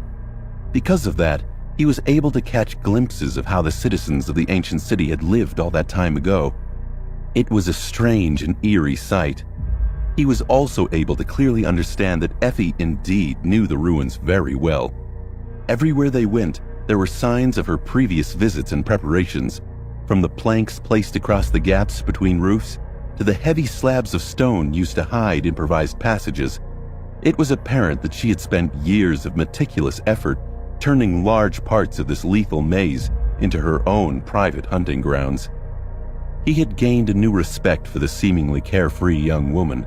She almost made traveling through the cursed ruins look safe and easy. However, he knew that this couldn't be further from the truth. He suspected that death was constantly breathing down their necks, only barely held at bay by Effie's knowledge and timely judgment. Several freshly eviscerated carcasses that they had stumbled upon served as a clear sign that the dark city was teeming with harrowing life. Even terrifying nightmare creatures were not safe here. More than once, they heard the distant sounds of claws scraping against stone, sensed the ground trembling under heavy footsteps, or noticed swift shadows falling through the clouds. In these moments, Effie would change their course on the fly or find a perfectly concealed hiding spot without fail. Meeting her had indeed been a rare stroke of luck. But with each hour that passed, Sonny grew increasingly somber. No matter what kind of future awaited them in this cursed place, he had no doubt that they would have to hunt for food as well. That meant that he was going to have to learn all the same things that Effie had learned, and maybe even more. The task seemed incredibly daunting. He wasn't even sure that he would be able to accomplish it, or manage to keep up. At least he wasn't going to do it by himself. There was Changing Star to partner with, and Cassia. Their presence calmed him down. Living in this terrible hell alone, he didn't even want to think about it. Such a wretched existence would surely kill him. and if not, at least drive him insane. At that point, he wouldn't wish to be alive anyway. Who would want to endure that kind of misery? Why think about something that is never going to happen? Glancing at Nephis and Cassia, Sonny hid a smile and hurried to catch up to Effie. Come to think about it, he had it way better than the recalcitrant huntress. There were reliable allies with whom he had forged bonds of trust and companionship at his side. The three of them made each other stronger. More than that, his own aspect was able to provide him with similar comprehensive physical enhancement ability, albeit a lesser version of it. It was much more versatile, though, allowing him to transfer the enhancement effect onto memories and inanimate objects, not to mention his invaluable ability to move and scout around without being seen. Sonny would offer the services of his shadow to Effie, but he wasn't sure about how safe that would be. If there were creatures in these ruins capable of sensing thoughts and emotions, what were the chances that some of them would be able to sense the gaze of the shadow as well? He would have to learn more and experiment before allowing it to wander around on its own. These thoughts had cheered him up a little. Soon, as the sun began to fall toward the horizon, they had finally reached the base of the hill on which the magnificent castle stood. Sonny looked up, sensing his heart beating wildly. A heavy and anxious feeling took hold of his mind. Depending on what happened next, their fates were going to change forever, either for the better or for the worse. In the center of the cursed city, a tall hill towered above the ruins. At its base, an arch made of pristine white marble stood amidst the devastation.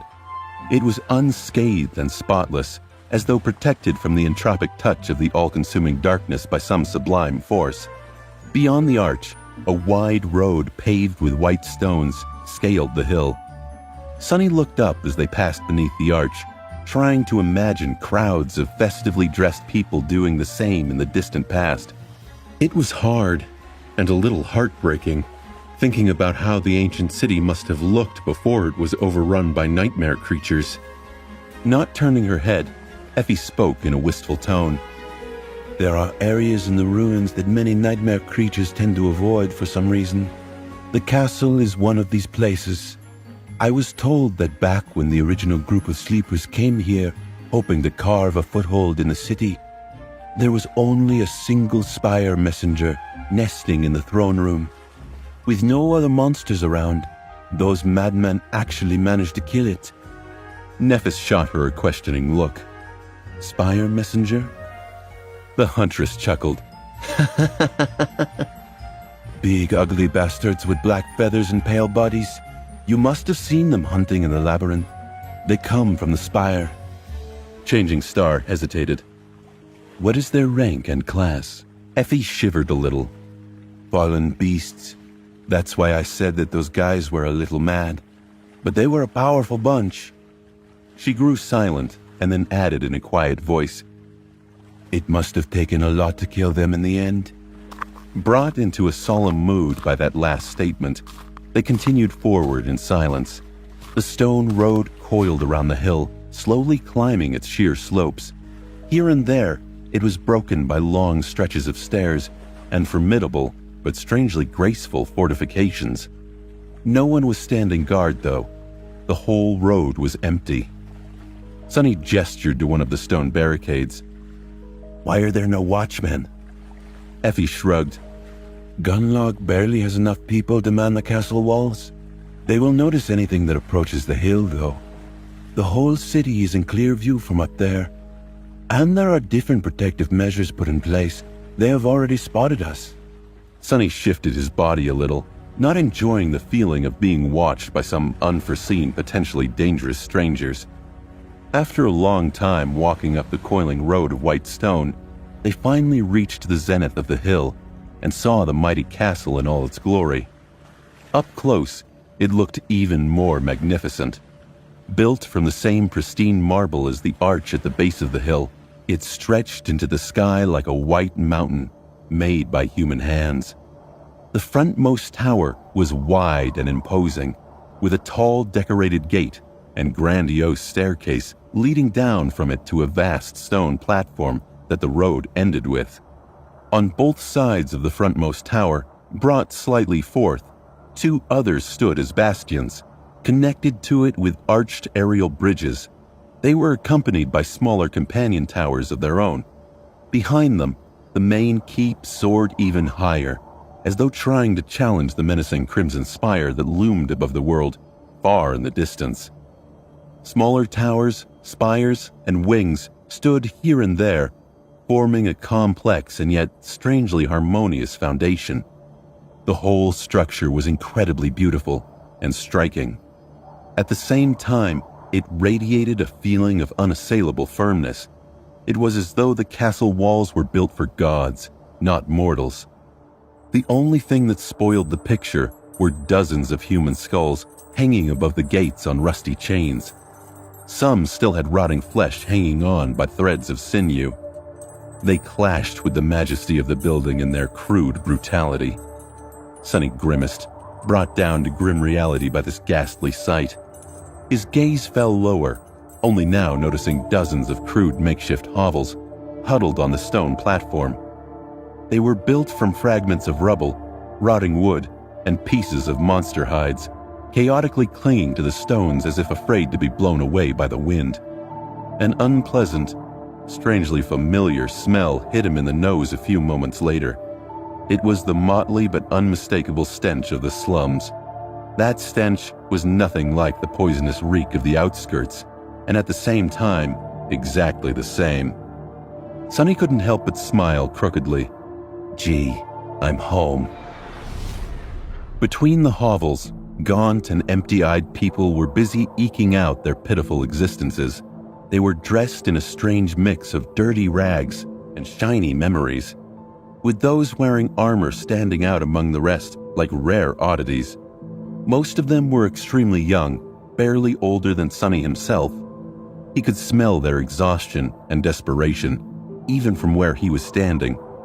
Sonny really wanted to laugh. After everything he had been through ever since becoming infected by the nightmare spell, the cycle had finally completed. He was right back to where he had started, back in the slums. Wasn't that the funniest thing ever? If this wasn't fate, then he didn't know what was. Changing Star's voice tore him away from his bitter thoughts. Sonny, are you okay? He blinked a couple of times, then slowly turned to face her and spoke after a brief pause. Yeah, I was just reminiscing. Something in his voice must have sounded strange, because she gave him a long look before turning away with a short nod. Good. Don't relax just yet. Then she turned to Effie and asked, What do we do now? The huntress looked around and shrugged. It's going to get dark soon, so I would advise you to find a shelter before that. Look around for an empty hut. With how many people die each season, there's always plenty of those. Otherwise, the two of you can pay the tribute and go into the castle, but the third one will have to stay. Changing Star lingered, then asked, What about you? Effie grinned. What about me? That luxury one-bedroom cottage over there is mine. Mind you, it was built from the best kind of crap you can find here, although it's still crap. Anyway, I am going home, preparing myself a hearty supper, and then going to sleep. I'm dead tired from these last couple days. Sorry, I don't host guests. Nephis stared at her, obviously wanting to say more, but then simply nodded. I see. Thank you for everything you have done for us. I won't forget it. Effie smiled, patted her on the shoulder, and turned to Sonny and Cassia. Bye, doofus. Bye, doll. See you around. With that, she began whistling a cheerful melody and walked away.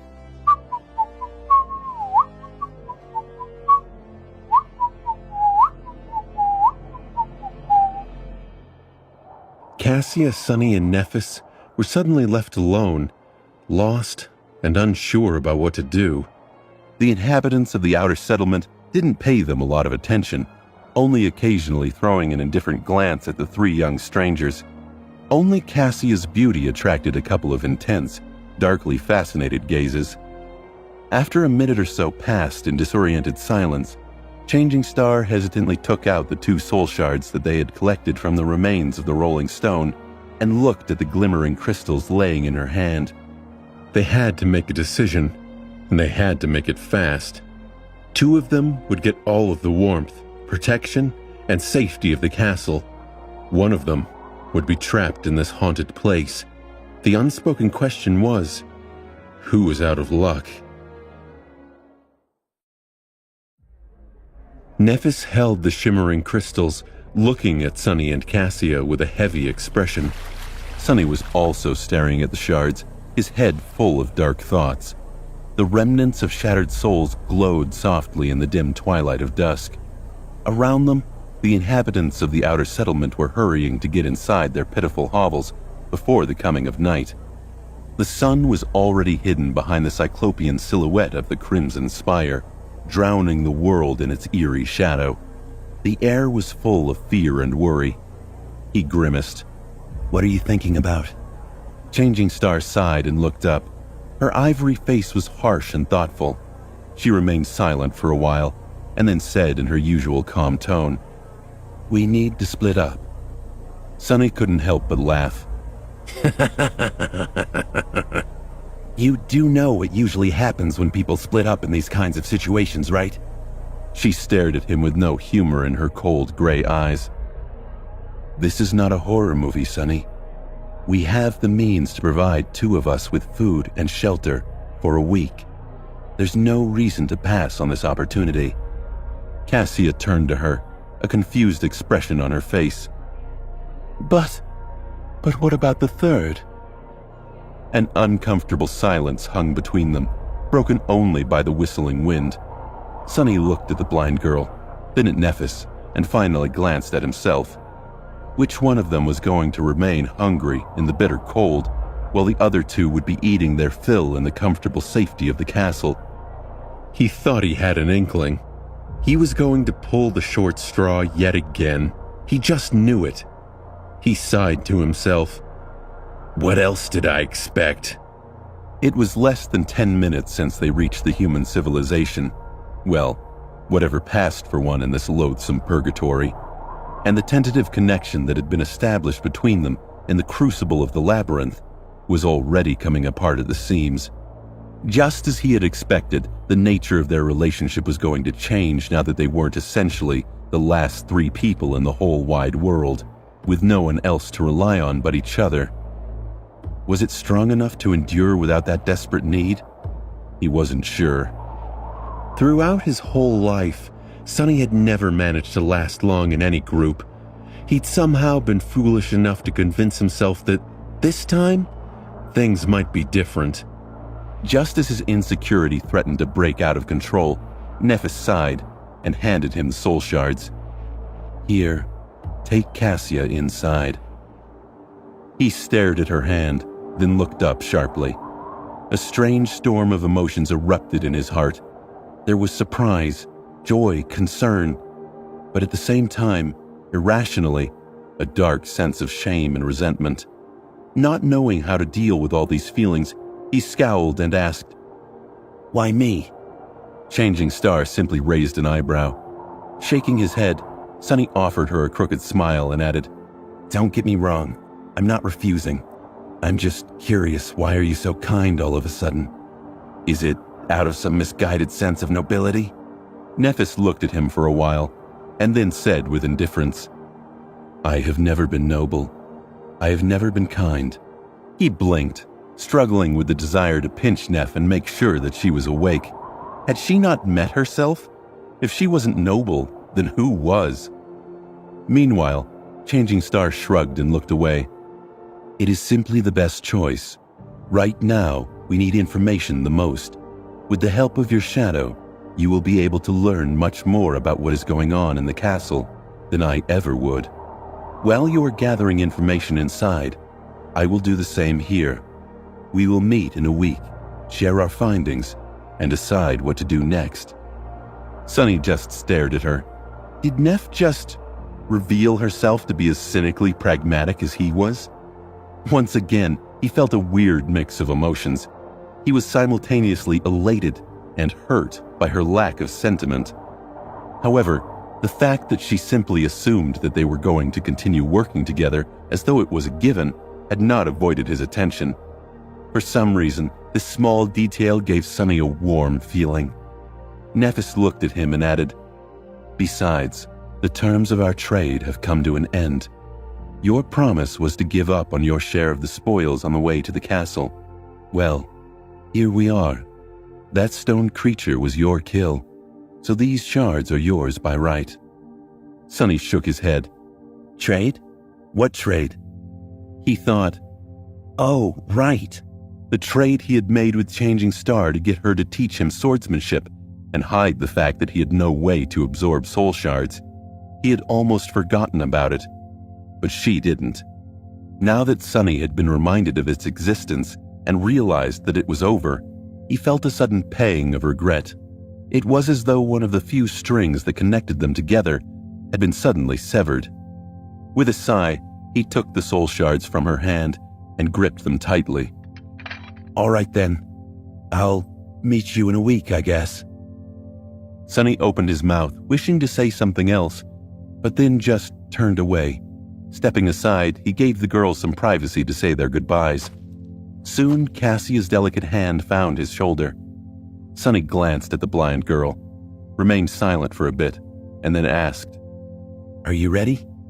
She hesitated before answering. When she did, there was a hint of sadness in her voice. Yes. With that, they walked away and left Nephis behind, standing alone in the surging darkness of the descending night.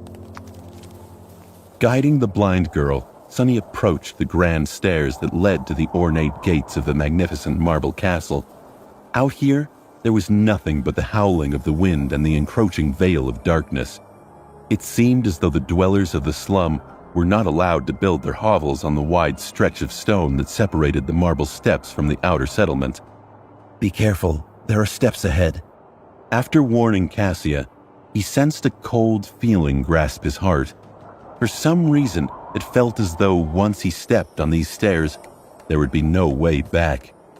Gritting his teeth, Sonny took a step forward and began his ascent to the castle. Soon, they approached the apex and stopped in front of a couple of unfriendly guards. Both of the young men barring their way wore armor-type memories and wielded their weapons in the open, as though trying to warn anyone approaching to not test their patience. They looked at Sonny without even trying to hide their disdain. What do you want, rat? Sonny hesitated, then held out the soul shards. One of the guards glanced at them and grinned. Well, would you look at that? The rat has brought us a present. Chuckling, he took the glimmering crystals and waved a hand. Come on in. Someone will meet you inside.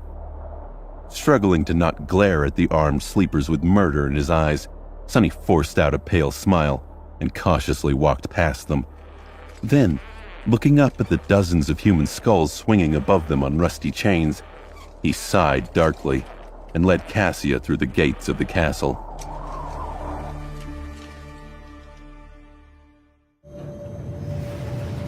As they passed through the ornate gates, a large hall opened up before them.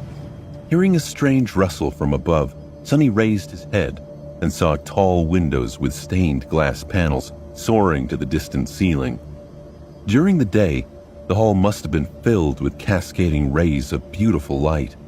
Currently, though, several young women were nimbly moving from one window to another, draping them with thick sheets of crude fabric.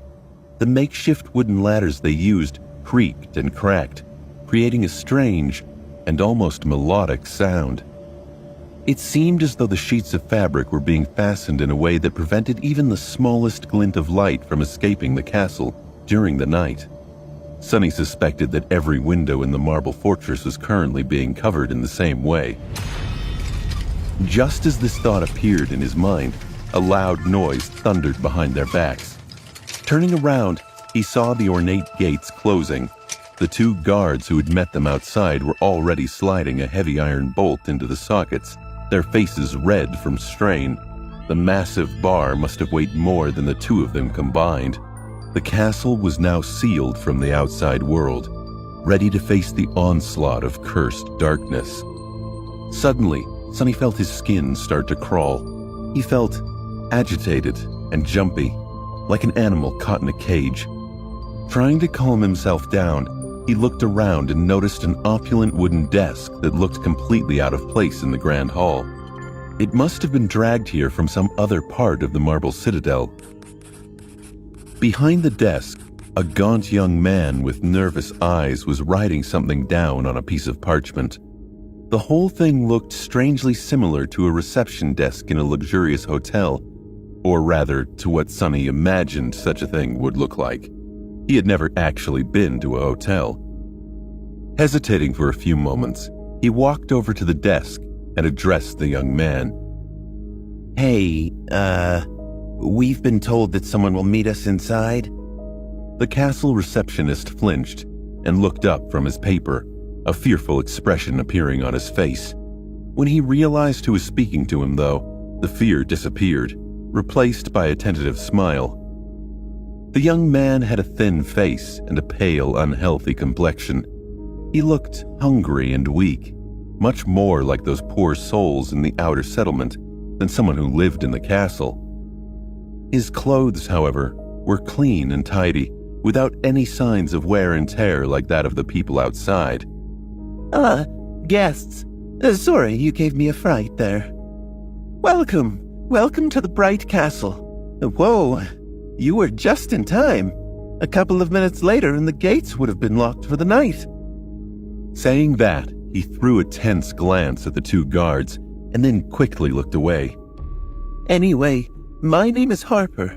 I'm responsible for guest accommodations today. Let's get you... Oh, I don't seem to recognize you guys. You must be new. Is this your first time paying the tribute?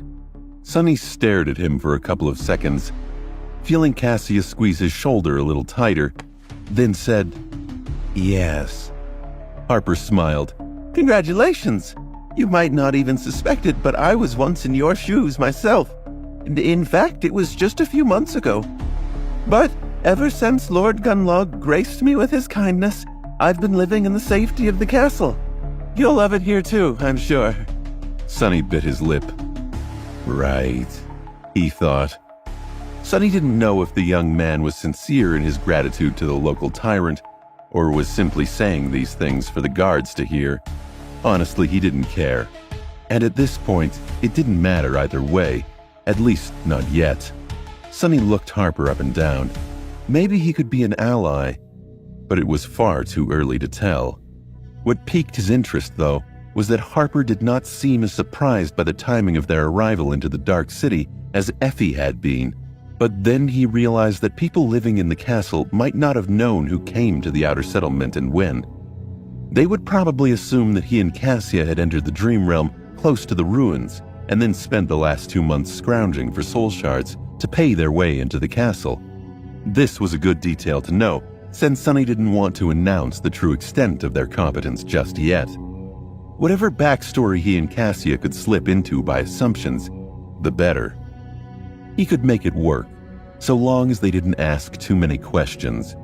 Luckily, Harper didn't strike Sonny as the type to pry.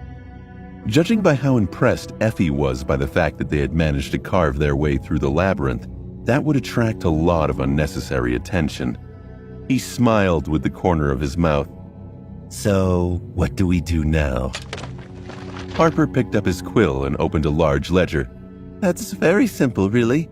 I'll just need your names to mark when the two of you paid the tribute, and that's pretty much it. We have a lot of spare rooms here, especially in the Tower of Dusk.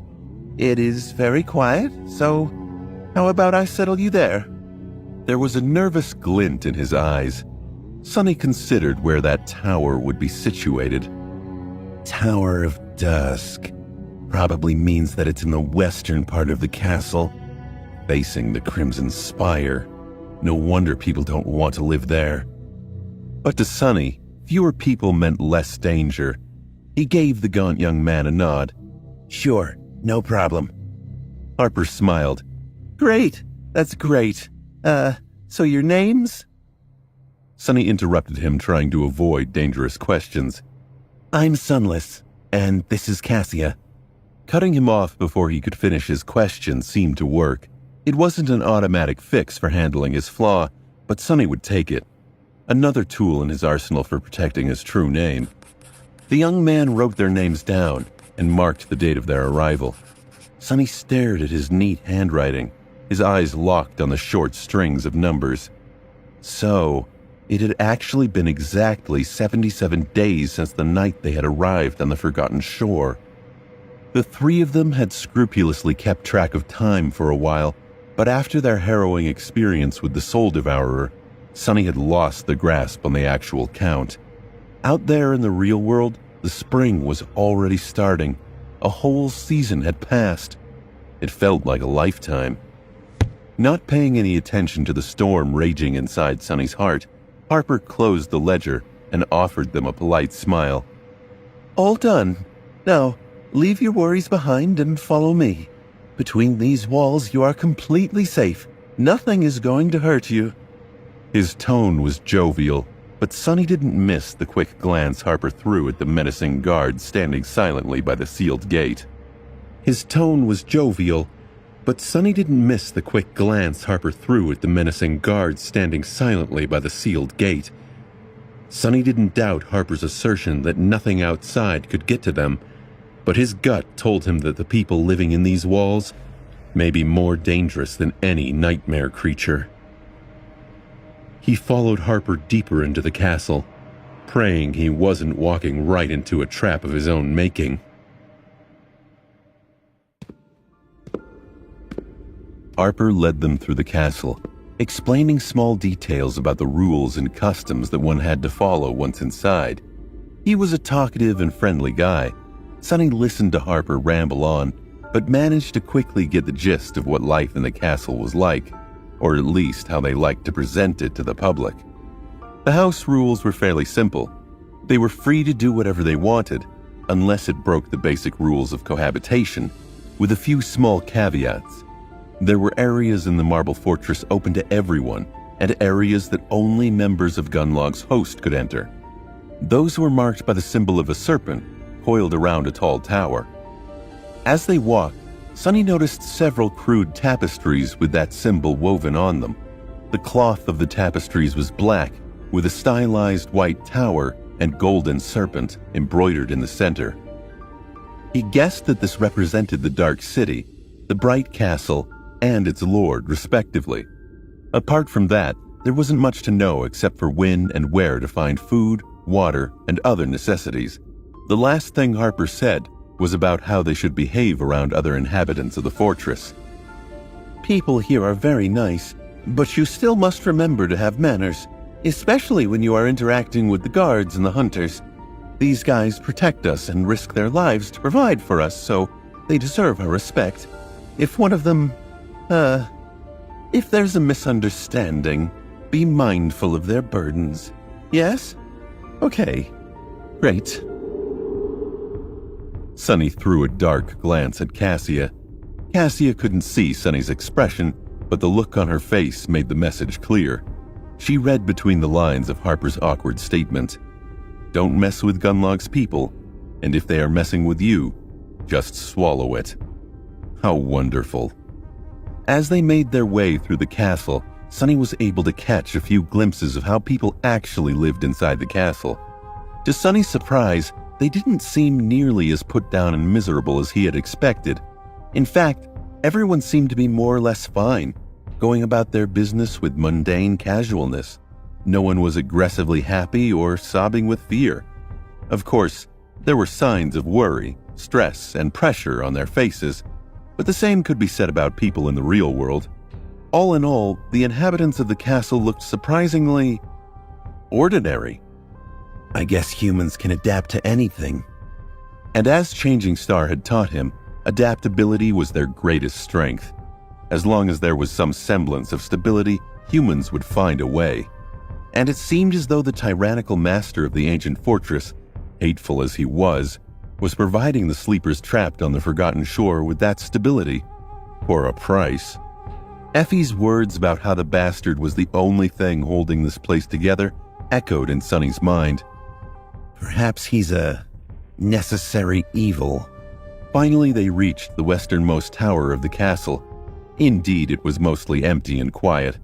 Few people seemed to want to stay here, driven away by the unnerving vision of the Crimson Spire looming in the distance. However, for the two of them, it was perfect. Cassia couldn't see at all, while Sonny was long accustomed to the presence of the spire because of his sensitivity to shadows. Plus, right now, all the windows in the tower were closed, hiding it from sight. Harper suddenly stopped and said in a somewhat embarrassed tone, I forgot to ask. Would you guys be needing one room or two? Without thinking too much, Sonny answered, One. As he spoke, he heard Cassia's voice replying in unison, Two. Then they froze and turned to each other with petrified expressions. Cassia blushed while Sonny became even paler. He didn't mean anything untoward by requesting a single room for the two of them. It's just that over the months spent camping together, being close to Cassia in case she needed help with something had become his habit. More importantly, he was unwilling to let her leave his sight even for a second in this unpredictable castle. He didn't trust anyone here yet. But in these new circumstances, requesting a single room suggested a different meaning. But there wasn't. Clearing his throat, Sonny looked at Harper and said, 2 rooms if they're next to each other. If that's not possible, then 1. The skittish young man scratched the back of his head and then answered in a somewhat surprised tone, All right. I think I can find 2 adjacent rooms for you. Follow me. With that, he began walking forward. Sonny glanced at Cassia, then shook his head and followed behind Harper. She won't misunderstand, right? I really hope this doesn't turn into a whole thing. Soon they were standing in front of 2 sturdy wooden doors. Harper handed Sonny 2 iron keys and smiled. Here we are. The rooms are not very big, but they're really, cozy. Enjoy your first night of safety, guys. You must have not felt safe in a long time. I know I never did before entering the castle. Thank heavens that time is behind me. Anyway, food will be served 1 hour after sunrise tomorrow in the main hall of the keep. See you there. With that, he glanced at them one last time, smiled sheepishly, and walked away. Sonny and Cassia were left alone in awkward silence. Still feeling a little embarrassed, Sonny sighed and said, I hope you didn't think that I was... Cassia suddenly giggled. I know. I just didn't expect it. Let me guess, you distrust every single person in this castle and therefore are going to watch me like a hawk to scare them all away? Like an overprotective, mean, violent big brother, right?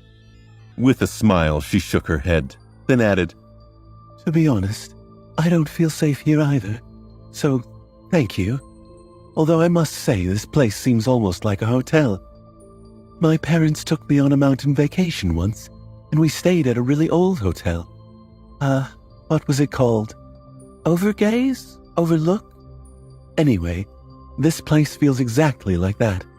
Or at least what I can sense of it does. Sonny grinned. Right? I've never been to a hotel, but that was my first thought as well. Of course, that was if the hotel in question was populated by hundreds of nightmare spell carriers, with a murderous tyrant for an owner, and not a single police officer around to call for help if something happened. And hundreds of monsters looming on the other side of the gate, and a shanty town just outside the gates. Funny. Sonny had spent most of his life scared of the policemen and trying to avoid them at all costs, but now he actually missed them a lot. Or at least missed the idea of someone who can be called in when things get dangerous. Sonny looked down the long, darkening hall. He had no idea who else was on the other side of the other doors, and he was wary of who those people would turn out to be. He only had himself to rely on, and he felt a strong need to protect Cassia, too. It was funny. When he had first run into Cassia in the labyrinth, he'd only helped her to appease Nephis, but now, he'd be crushed if anything happened to her.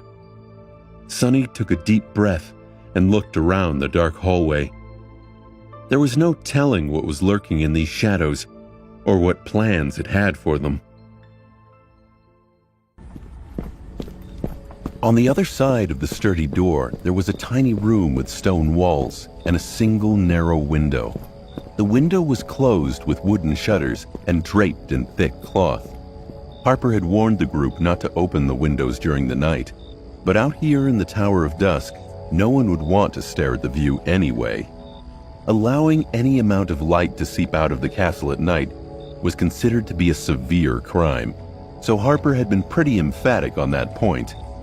Of course, the gaunt young man didn't know that neither Sonny nor Cassia required light to move in the dark. They could open the windows as wide as they wanted, not that they had any reason to. Inside the room, there was a bed with a straw mattress, a flimsy chest, and a tiny desk. On the desk, there was a basin filled with water, a few strips of clean cloth, and an oil lamp. There was even a small round mirror made of polished bronze.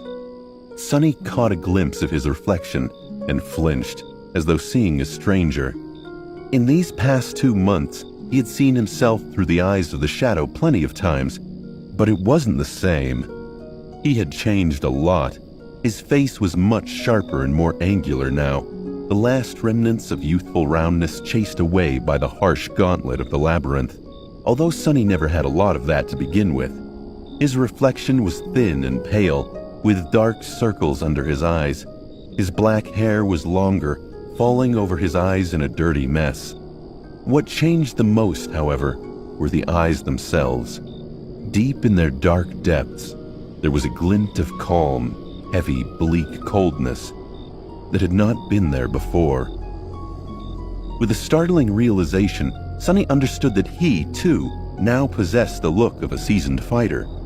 The type of calculating coldness hiding in the eyes of such men was known as the murder math in the outskirts. He had to admit the idea that he was a warrior warmed his heart a little. Not that he wanted to be cold, but people respected what they feared. Maybe, just maybe, they may respect him now, at least a little. Sonny remembered seeing that same quality in Gregor back during the first nightmare. It's how Sonny immediately knew he was a force to be reckoned with. Nephis had that quality about her too. In her case, it made her seem like a true warrior. Sonny, on the other hand, Sonny had the eyes of a killer. And even deeper than that, visible only to him, golden threads of Weaver's inhuman legacy glowed mysteriously in the darkness. Staring at his reflection, Sonny grinned darkly. His voice was hoarse and proud. "Looking good, Sunless." From his room in the tower, Sonny could hear the faintest whispers of the sea outside the city walls. Now that he was safe from its dangers, there was something almost comforting about the familiar sound. Sonny sent his shadow to guard the door to Cassia's room. Sonny fell on the soft mattress, wrapped himself in a blanket, and tried to get himself to sleep. Here in the safety of the mighty castle, surrounded by hundreds of people, laying on a real bed, it was hard to believe that just a few days ago he was traveling through the cursed darkness of the deadly sea on a rickety boat, fighting terrifying monsters in the bizarre landscape of the coral labyrinth, and losing his mind piece by piece to the gluttonous hunger of an ancient, soul-devouring tree. It all seemed like a feverish dream now. This isn't bad. With that, he fell asleep. In the morning, feeling washed and refreshed, Sonny waited for Cassia in the hallway. Even the puppeteer's shroud, which finally got a chance to return to the Soul Sea for a decently long period of time and restore itself, looked clean and tidy once again. That poor armor had gone through enough abuse to kill a dozen sleepers, yet it still held fast, saving his life on numerous occasions. Sonny was reminded of how lucky he had been to receive it. The blind girl did not make him wait for long. Soon, she came out of her room practically glowing with happiness and freshness. It seemed as though Cassia had done the same things as Sonny. After months spent crawling through blood and dirt in the wilderness, they finally looked and felt like humans again. She smiled widely at him. "Good morning." Sonny blinked. He had almost forgotten how stunning Cassia was. With her delicate features, bright blue eyes, and pale blonde hair, she looked like a beautiful porcelain doll. The blind girl had dismissed the enchanted cloak, leaving her dressed only in a light tunic with leather sandals on her feet. She was nothing short of breathtaking. He closed his eyes and thought, "This smells like trouble." Sonny made himself stop staring at his friend and flashed her a smile. "Good morning, Cassia." She turned her head to him and wrinkled her nose. Sonny frowned. What?" The blind girl knitted her brow. "I don't know. You smell different." He stared at her for a few moments and then laughed. "If this is your way of saying that I used to reek, then thank you, I guess?" Giggling. Cassia came closer to put her hand on his shoulder. "That's not what I meant. Anyway, let's go eat." The two of them were in an almost irrationally good mood. But then again, this was the first time they'd been in anything close to civilization in months. Sonny guided Cassia to the main keep of the castle, following the route that Harper had explained to them the previous evening. On the way, he was careful to avoid any doors and corridors marked with the symbol of the golden serpent coiled around a white tower. His shadow was going to take a look at the forbidden areas of the fortress later, most likely. But for now, they had to keep a low profile and avoid trouble. Finding the keep was not hard, as many other sleepers were going there to partake in the breakfast too. Meals were served twice a day in the castle, once in the morning and once right before sunset. If you missed one and had no other way to procure food, you would have to remain hungry for the rest of the day. Sonny observed the sleepers with curiosity, sometimes describing them to Cassia in a low voice. The inhabitants of the castle were very different from the desperate dwellers of the outer settlement. They generally seemed healthy or at least well-fed. Many of the sleepers were equipped with armor-type memories, although many still wore clothes made of mundane fabrics. Almost all of them were young and beautiful, with only a couple of the people he had seen looking like they were past their early 20s. Despite that, few could compare to Cassia in terms of looks. Finally, they entered the main hall of the keep, where long wooden tables were placed to accommodate the morning crowd of hungry sleepers. Suddenly, hundreds of eyes turned to stare at Cassia and Sonny. Feeling cold shivers running down his spine, he gulped. Why were they staring? What did they all want from him?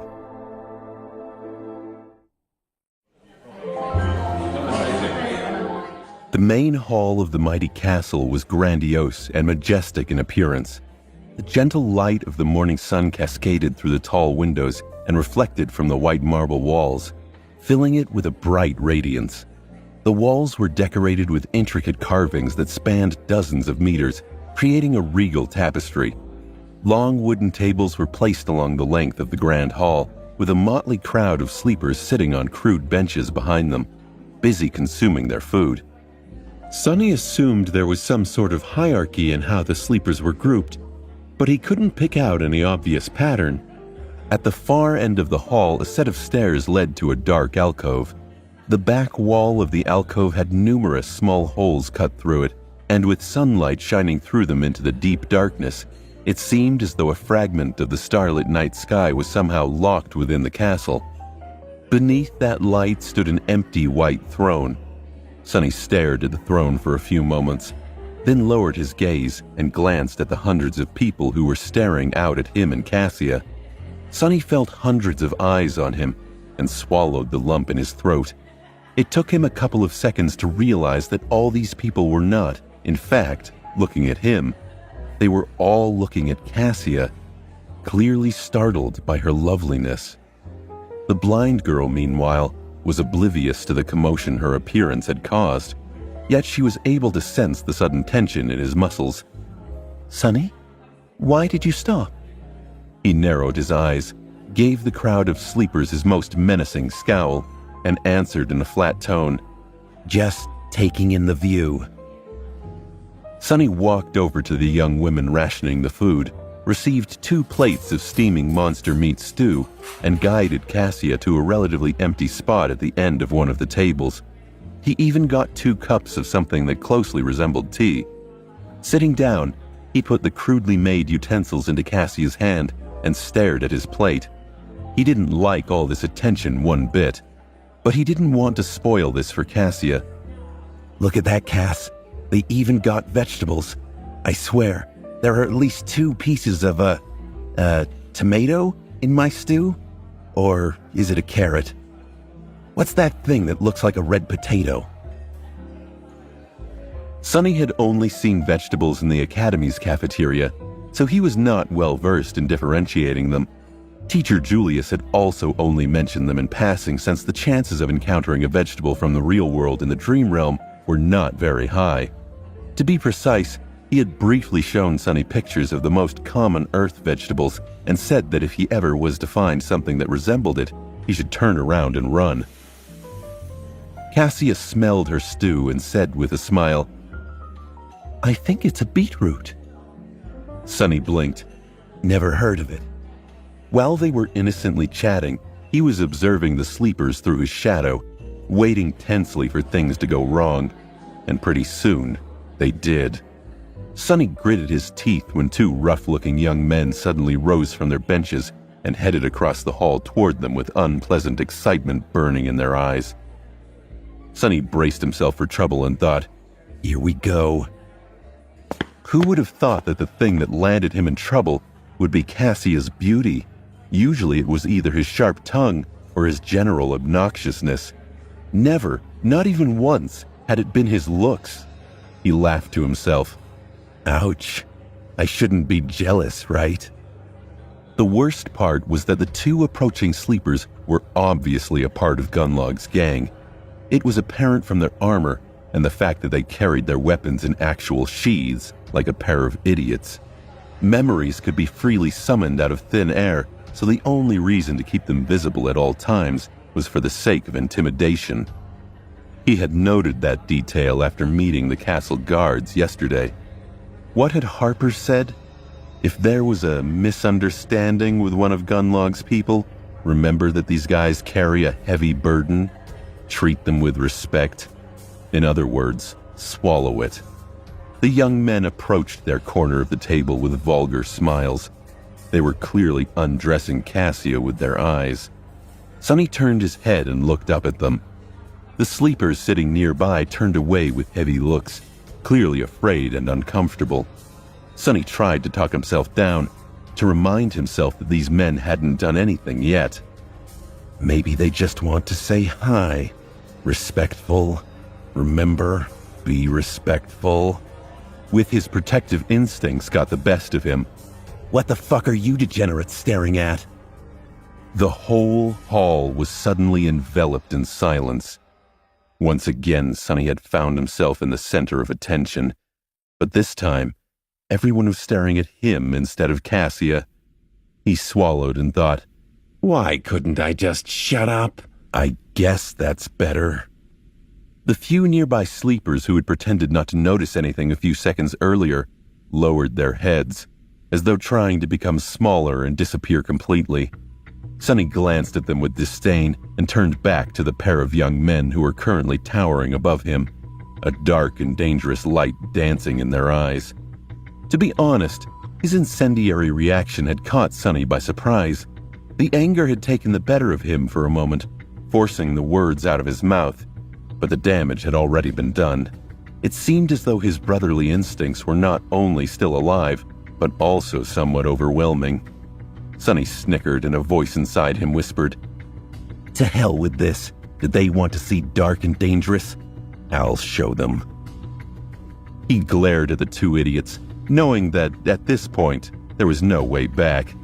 Beside him, Cassia turned her head, an alarmed expression on her face. One of the idiots grinned. We were just hoping to politely introduce ourselves to this lovely little doll. But hey, we can get acquainted with the ugly little clown first. How about it? Cassia frowned. Why are you... However, at that moment, the second young man took a step forward and growled. Do you have any idea who you're messing with, clown? You can't talk to us like that. We're Gunlog's men. The sleeper rested his hand on the pommel of his sword. Sonny knew that escalating the situation was not a wise thing to do, but at this point, he didn't have a choice. Backing down now would only lead to disaster. He knew this type of person well. The moment they felt weakness, it was all over. Idiots like this understood only two things: fear and strength. Outstretching one hand, Sonny scowled.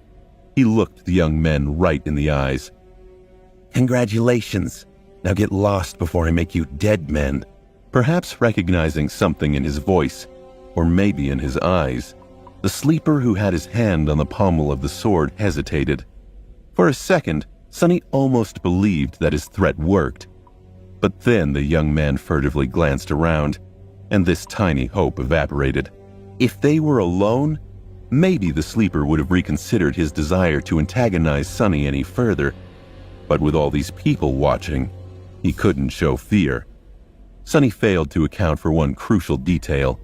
All bullies may be cowards, but what they feared the most was people finding out about their cowardice. Gunlog's man bared his teeth in a threatening grin. "Those are terribly strong words coming from a puny weakling like you. You know what? I think your girl needs to keep better company. Why don't we help her out by making you disappear?" Sonny smiled. He'd almost be happy to kill these fools where they stood. Cassia, meanwhile, was not happy with what was happening at all. The frown on her face deepened. I'll decide what company to keep myself. Now, please. However, the men weren't listening to her. Sonny was already bracing himself for the worst-case scenario, prepared to summon the Midnight Shard at a moment's notice. But then, suddenly, a calm voice sounded from behind his back. "Leave them alone, please. They are my friends." Caught by surprise, Sonny hurriedly shifted his perspective to the shadow and glanced back. Behind him, a tall and confident young man stood calmly with his hands resting on his hips. He had brown hair and a gentle, handsome face. His eyes sparkled with friendly humor. It was Castor. Sonny hadn't seen him since the Awakened Academy. What was he doing here?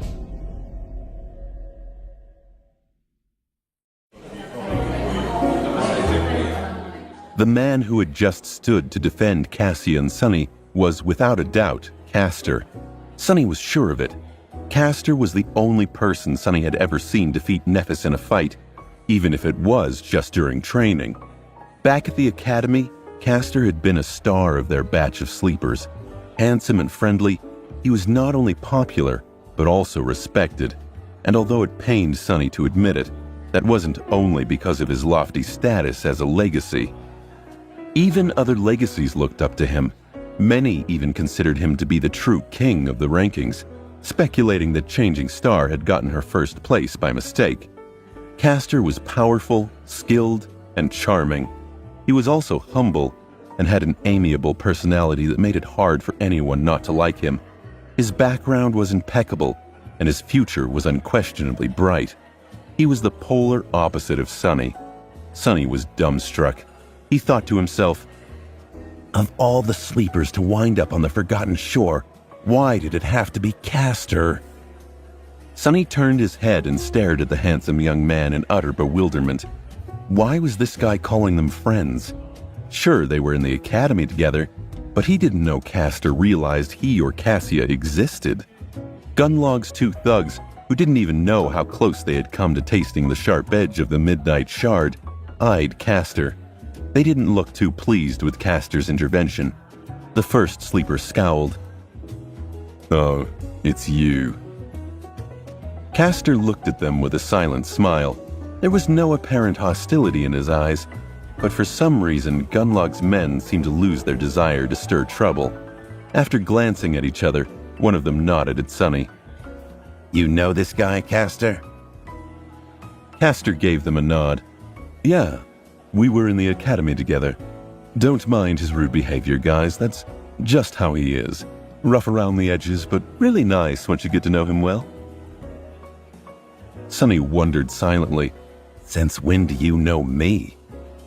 Sonny was irrationally angry at that statement, but forced himself to keep his mouth shut. He understood that Castor was just trying to defuse the situation. Actually, his arrival had been very timely. Sonny was sure of his ability to dispatch a couple of thugs, but what would happen next? He doubted that other members of Gunlog's host would just sit and watch. Becoming involved in a conflict with the masters of the castle on his first day here would have been less than ideal. The thugs in question, meanwhile, had given up. Trying to keep the appearance of being in control, they glared at Castor darkly and backed down. Teach your friends some manners, Castor. Next time we won't be so lenient. With that, they turned around and retreated to their seats, throwing menacing looks at anyone who dared to stare at them. Soon, the grand hall was once again filled with the hum of voices. Castor followed them with his eyes and then turned to Sonny, his smile becoming a little somber. "That wasn't a very smart thing to do, my friend." Sonny scoffed. Yeah, well, who says that I'm smart? Sonny winced and chided himself internally. Way to go. You just insulted yourself. The tall young man stared at him for a few seconds and then sighed. "In any case, it's very nice to see you. Both of you." With that, he sat down, as though somebody had invited him. Well, admittedly, there was some connection between them. Wishing to talk to people with whom you had attended academy was sort of understandable. Still, Sonny didn't like it. Throwing a glance at Castor, he smiled coldly. What? Are you very shocked to see us alive? Castor hesitated. "It is good that you managed to survive." It seemed that this was his way of admitting that, yes, he was surprised, but in a pleasant way. Some part of Sonny resented this golden boy, and he hated that Castor wouldn't provide him with a good reason to justify his anger. If he were a jerk like Gunlog's men, this would have been so much easier. It was no secret that back at the Awakened Academy, all the other sleepers saw Sonny and Cassia as no more than two walking corpses. They had been the bottom-ranked students, and most people figured there was no use befriending people who'd just get themselves killed soon. Castor, on the other hand, was very highly ranked. He had placed second after Nephis, in a way that made those two the opposites of Sonny and Cassia. It was kind of funny that the very strongest and weakest of their class were dropped on the Forgotten Shore. Of course, Sonny not only welcomed the cold treatment from his peers at the academy, but had actually been the one to engineer it. He was used to living a solitary life and had done nothing to change it. In any case, no one had wanted to be around them, as though afraid of becoming infected by the invisible aura of death that followed them wherever they went. Sonny himself had been guilty of avoiding Cassia as much as he could in the past. It must have been very strange for Castor to see the two of them alive and well after months spent among the horrors of the Forgotten Shore. Cassia smiled. Thank you. Castor reciprocated her smile and asked, his tone strangely warm, "You are Cassia, right? And you are, Sunlith?" Sonny gave him a curt nod. Right, although I'm surprised that you remember our names. Don't think that we've forgotten how you guys used to treat us. Cassia squeezed Sonny's hand, her tone becoming almost disciplinary. Sonny! Castor chuckled. No, he's right. We behaved like a bunch of jerks. Looking back, there were a lot of things we did wrong. If only we had known better. His voice trailed off, and after being silent for some time, the handsome young man suddenly smiled with nostalgia. "But still, those days in the academy were not all bad, right? I still remember the first time I met you, Sunless. You made quite an impression. All those tall tales, spitting in the faces of awakened tyrants, slaying sword saints with a shake of a finger." He chuckled, remembering the good old days. Sonny grinned. He had no idea he made an impression. In fact, Castor made it sound like he even respected him. Sonny was doubtful, but unclear about whether Castor was lying deliberately or internally rewriting his history. Either way, Sonny was in the mood for some mischief. What? That trivial stuff? Ha! Child's games. You should have seen the things I've done in the labyrinth. Now that's something to brag about. Castor looked at him with humorous sparks dancing in his eyes. "Oh, well, do tell, what else have you done?" Sonny shrugged with profuse indifference. This and that. Let's see. He pretended to think for a few moments, and then said in a bored tone, I guess the most incredible thing I've done was killing a great devil with just one strike of my sword. Finished him right off, no problem at all. I even got a memory from that kill. But before you ask, no, I can't show it to you because, oh, right. I ate it. Sonny's chest tightened as he realized the crowd around him was paying attention. Had his annoying need to boast to Castor destroyed his shot at staying low profile? Why was he so impulsive? How could he have forgotten how dangerous his flaws were when compounded? If anyone learned his true name, his freedom was forfeited. And he was unable to lie, which meant if Castor asked the wrong question, Sonny was screwed. The legacy smirked widely as he prepared his next volley. Sonny prayed he hadn't overplayed his hand. Anxiety rose in his stomach, and he was overwhelmed with a sudden feeling of vulnerability.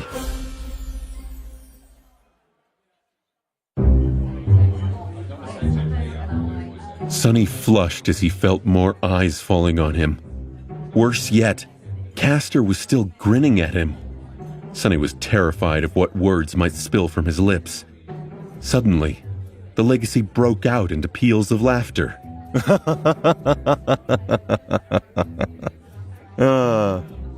Sonny's cheeks burned with embarrassment. Even Cassia giggled. Entertained by Sonny's earnest delivery, Castor shook his head. Then the handsome young man smiled widely. I see your sense of humor did not change. Good. That is good. Few people manage to preserve it here. Sonny blinked a couple of times and pretended to be offended. What do you mean, sense of humor? It's the honest truth. He received another bout of laughter. Yeah. Instead of an answer. To Sonny's relief, the other sleepers seemed to lose interest in his outlandish proclamations and returned their attention to their own conversations. Sonny exhaled. He suddenly remembered how Cassia had described the bright castle after dreaming of it for the first time. There was food, safety, and laughter. She had also seen Sonny leading her through its gates. Her prophetic visions were turning out to be frighteningly accurate. A chill ran down his spine, and he thought, makes you wonder about that other vision she saw. Not allowing himself to become distracted, Sonny chased away the ominous feeling and hid a smile. Then, with a shrug, he scoffed. Well, don't believe me if you don't want to. That was just one of my many adventures anyway, although the other ones were admittedly less remarkable. You know, the usual stuff, slaying dozens of awakened creatures, being resurrected from the doors of death by a beautiful princess, summoning ancient horrors from the depths of the cursed sea, outsmarting ancient fiends to escape from their clutches, sailing through the abyss on a boat made of demon bones, fighting gargantuan leviathans underwater, and so forth. Mundane crap like that. As he was talking, Cassia gradually stopped laughing and turned to him with a somewhat startled expression on her face.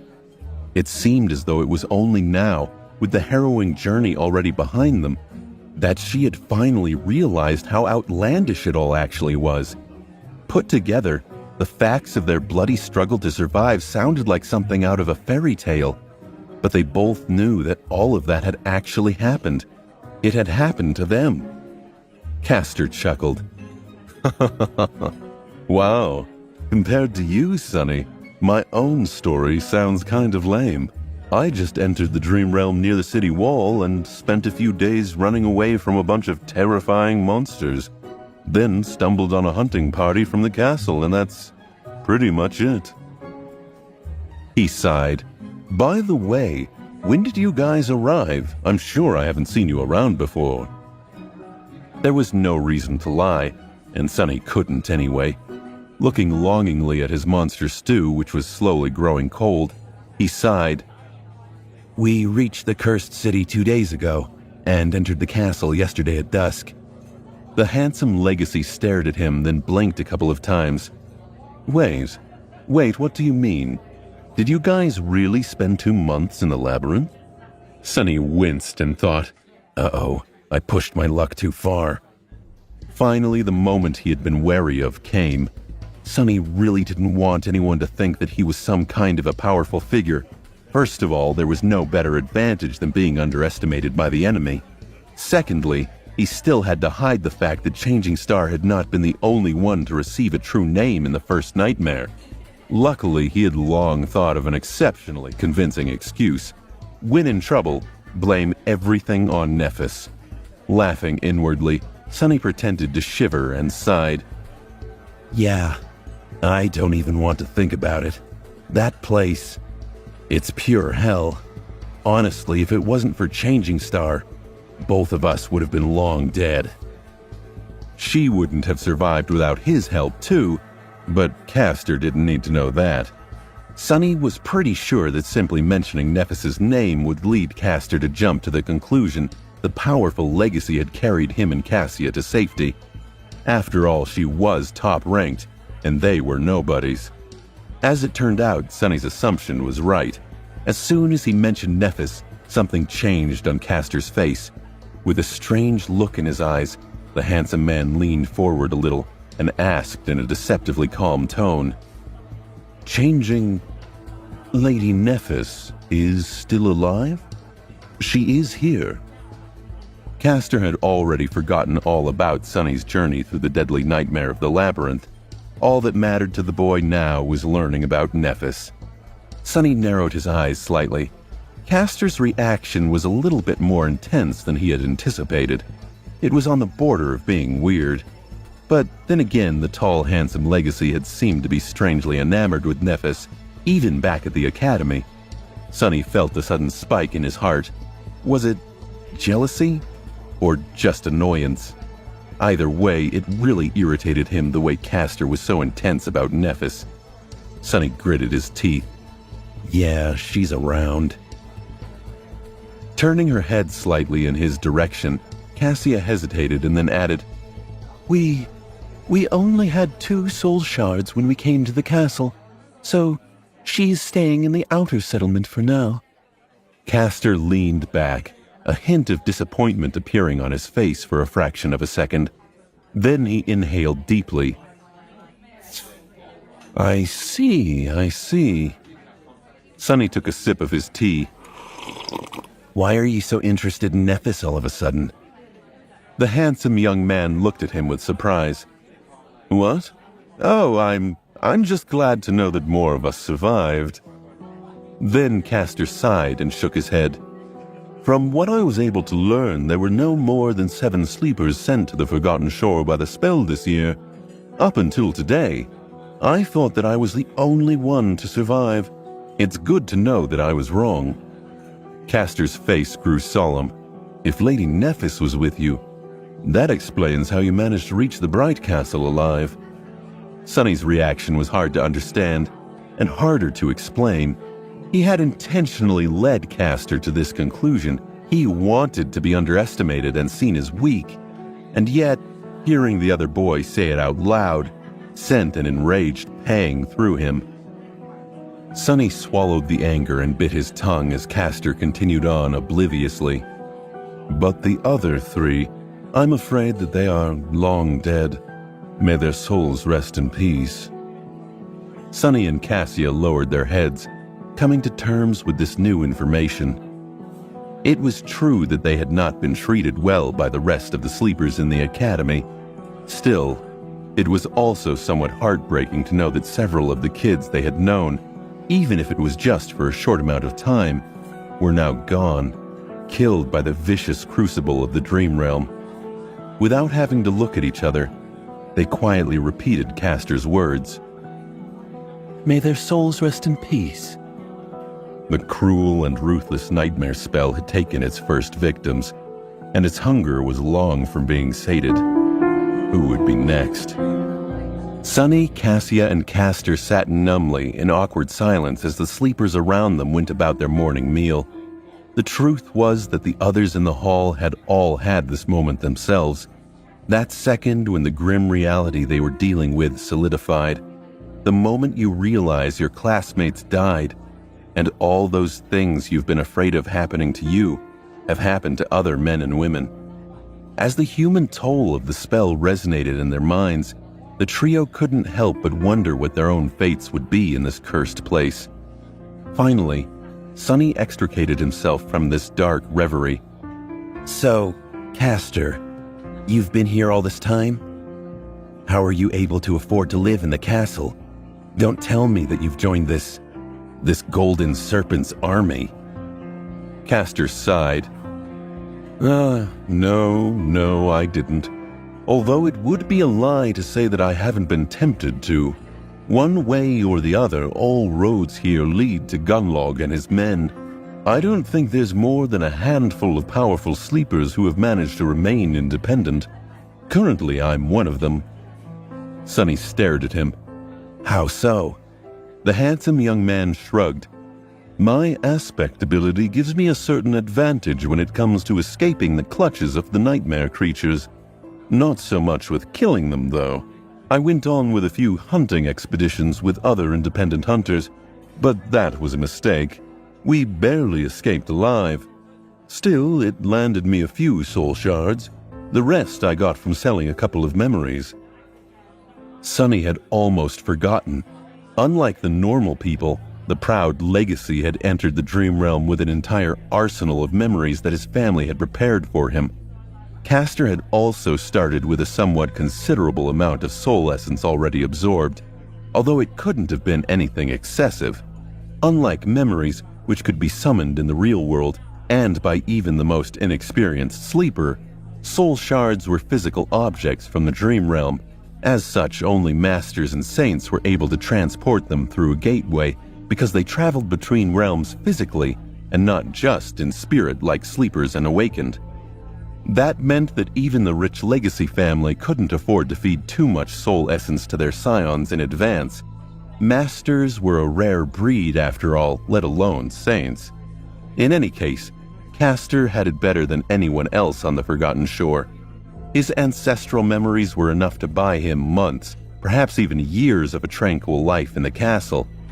He could use this time to learn the ins and outs of the cursed city, to become an independent hunter, or reconsider his position and join Gunlog's host eventually. Even in this hell, his background gave him an enormous advantage. Sonny swallowed his annoyance and thought, Lucky bastard. But none of this explained why Gunlog's thugs weren't willing to cross Castor. If he were just another outsider, there was no reason for them to be so scared. The handsome sleeper must have done something to build a reputation. Sonny frowned. Why were Gunlog's men afraid of you? Castor looked at him with irony. Those two? Oh, right, you have just arrived at Bright Castle. Well, basically there are different kinds of people serving Gunlog. The guys you have so carelessly offended are members of the castle guard. They are at the bottom of the totem pole. They are also weaker and have little to no real battle experience. What minor reputation I have is enough to make them think twice before messing with me. For a second, there was a dangerous gleam in his eyes. Because of Castor's amiable personality, when talking to him, it was easy to forget what the word legacy really meant. Legacies were trained to fight and kill since they could barely walk. Every one of them was a true powerhouse. Sonny had no doubt that Castor's actual reputation in the castle was not as negligible as he would have them believe. After all, he was the only human, no, actually the only being Sonny knew of that had managed to defeat Nephis in combat. And in terms of personal power, Nephis was as high as one could get in Sonny's heart. No one else could even compare. He was also sure that Castor's reputation was earned by spilling blood. Sonny twisted his lips and thought, I really hope that I won't have to face this guy in battle one day. A cold sensation flit over him and he desperately hoped that was not a premonition. With a sigh, he tried to hide this unease. So, I shouldn't be worried about the retaliation? The amiable young man gave him a nod. There won't be any formal reaction from the host. The two guards you have humiliated might try to do something on their own, but I doubt they'd be bold enough to make a move. Just don't antagonize them any further." He suddenly grew serious. "You're very lucky they weren't hunters or, even worse, one of the Pathfinders." Castor didn't need to spell out the meaning of those words to Sonny. He could intuit it. The pecking order in Gunlog's army apparently went Castle Guard, Hunter, Pathfinder. Sonny figured this intel would come in handy. Castor continued, "Then even my name would not have protected you. You'd simply be dead. So please, watch your actions in the future. This castle, in a sense, it can be as dangerous as the city outside, especially for someone with your, temperament." Sonny scowled and growled internally. What's that supposed to mean? He wanted to bite back, but then closed his mouth. Okay, maybe I do have the temperament to attract trouble. Guilty as charged. While he was reconsidering his life choices, Cassia suddenly spoke. Castor, is there really no way out of here? The proud legacy looked at her and remained silent for a long time, a somber expression finding its way to his face. His eyes were heavy and bleak, as if he were searching for any answer other than acceptance. After a while, he sighed. "None that any of us can ever hope to reach, Cassia. As it is right now, this is where we have to live. Maybe something will change in the future, but for now, just take care of yourself and try to survive." Standing up, he glanced at them one last time and smiled. "It was so nice to see you guys. Really. I'll leave you to your food now, if that's okay. If you need anything in the future, don't hesitate to come find me. My quarters are in the Tower of Dawn." Sonny rolled his eyes. Of course, Castor called his bedroom his quarters. With that, Castor left, letting Sonny finally get to his stew, which was barely warm by that point. He thought, great, breakfast is ruined. With his eyes, he angrily bored 2 holes in the tall sleeper's back. After breakfast, Sonny made his way back up to his room. He flopped down on his bed, again taking a moment to savor its soft, springing nature. The Tower of Dusk was calm and quiet. It was time to send his shadow on a walk. Since arriving at Bright Castle, Sonny had been itching to find out what horrors lurked beneath the pleasantries. He'd taken the time to learn what the place looked like on the surface. Now, he would learn what truly went on behind closed doors.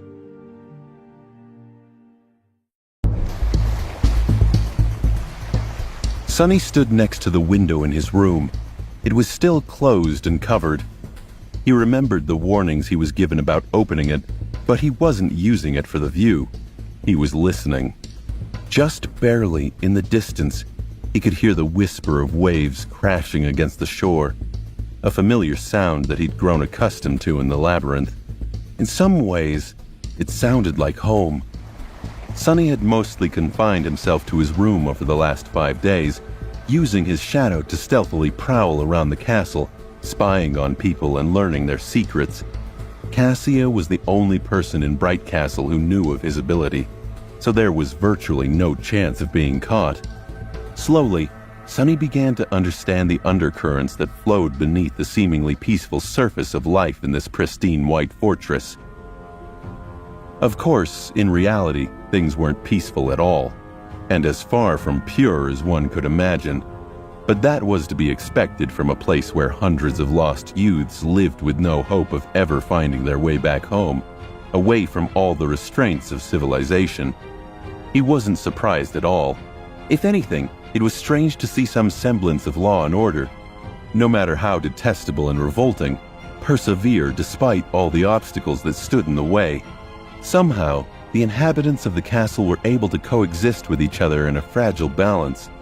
The system was cleverly built in a way that allowed the abused to dream of a better life and restrained the abusers from going too far. A better life meant winning Gunlog's favor, while going too far meant losing it, and being banished into the cold darkness of the outer settlement. The Bright Lord Gunlog had a firm grasp on both his subjects' hopes and his guards' fears, and he wielded them like weapons. The mere existence of these concepts kept people in their places.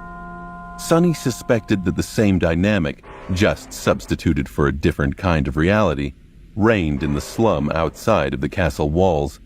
The outer settlement seemed to exist separate from the castle, but in fact both were simply parts of one large ecosystem. People on the outside longed to be allowed inside, while people on the inside dreaded being exiled to the outside. The possibility of a better life and the threat of a worse one distracted everyone from the fact that, no matter what happened, they would still be spinning in a circle. Like a serpent biting its own tail, the Bright Castle and the outer settlement created a closed cycle of exploitation and abuse, paradoxically kept everyone in the Dark City sane and alive. It was nothing short of ingenious. Of course, Sonny wanted no part of it. He didn't know how many people were currently surviving in the slum, but there were somewhere around 500 sleepers living in the ancient stronghold. However, not all of them shared the same status. There was a complex hierarchy in place, separating people into different castes. Some of these groups had a distinct place in the hierarchy, while others were less clearly defined. Most of the inhabitants of the castle, unsurprisingly, were directly serving Gunlog. They were guards, hunters, pathfinders, artisans, and handmaidens. Ruling over them were 5 lieutenants who answered directly to the Lord himself, each responsible for their own aspect of the day-to-day life of the fortress.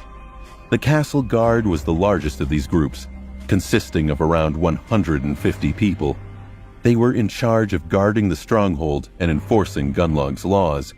Just like Castor had said, they were near the bottom of the totem pole in terms of power and status. Anyone with a remotely useful aspect ability could join the guard, and although their training was rather rigorous, actual opportunities to experience combat were few and far between. That was not to say that their job was not dangerous. Every time a stray nightmare creature climbed the hill or attacked from above, it was their duty to kill or chase the monster away. And out here in the Dark City, no monster was anything less than terrifying and deadly. The castle guard was led by a morose giant of a man named Trent, who was one of Gunlog's most trusted lieutenants and perhaps the oldest sleeper on the Forgotten Shore at 28 years old. Trent was a ferocious fighter and ruthless commander, holding his subordinates in an iron grip. Above the castle guard, there were hunters. These were the elites of Gunlog's forces, each possessing a powerful combat aspect, rich battle experience, and sharp wit to make use of both. There were around 50 of them, divided into 7 hunting parties. Each morning, as soon as the gates of the castle opened, one of the parties left the safety of the impregnable marble walls and ventured into the harrowing maze of the Dark City to hunt and kill awakened creatures. It was thanks to their efforts that people in the ancient stronghold had food on their plates. Without them, none of this would have been possible. Hunters were recruited from the ranks of guards, and becoming a hunter was considered a great honor for any member of the castle guard. That was because these professionals enjoyed plentiful rewards from the Lord. Hunters each got private rooms rather than a space in cramped barracks. They also were given superior food, additional luxury items, and the best memories and tools Bright Castle could furnish for them. And those were only the perks Sonny knew about. Of course, the other side of the coin was that their lives were often the shortest. Despite all their experience and preparations, many never returned from the hunts, and the only reason any did at all was the Pathfinders. Pathfinders served as guides for the hunting parties. Just as Effie had said, the secret to surviving the Dark City was to find and kill comparatively weaker creatures without stumbling into something far more deadly. Pathfinders made sure to do just that. Track the awakened creatures without leading the pack of hunters into the jaws of fallen abominations. There were so few Pathfinders that Sonny even questioned whether they could be categorized as a group. In the whole castle, there were less than a dozen. Each of them was a seasoned veteran who earned his role through surviving long years of bloody battles in the ruins, and thus had a chance to live long enough to learn large areas of the Dark City like his own 5 fingers.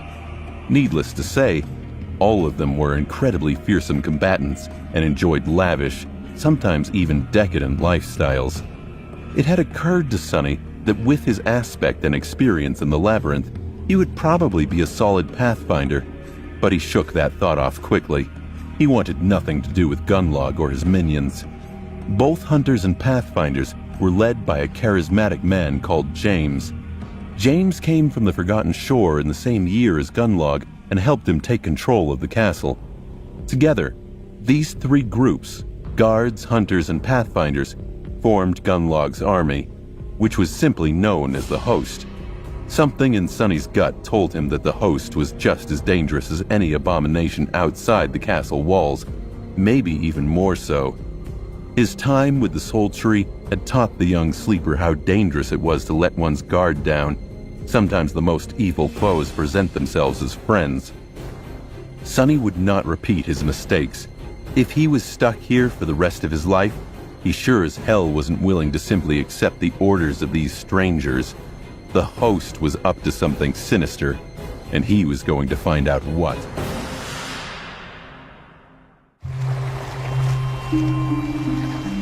As Sonny stood by his bedroom window, he couldn't help but wonder how Nephis was doing out beyond the castle walls.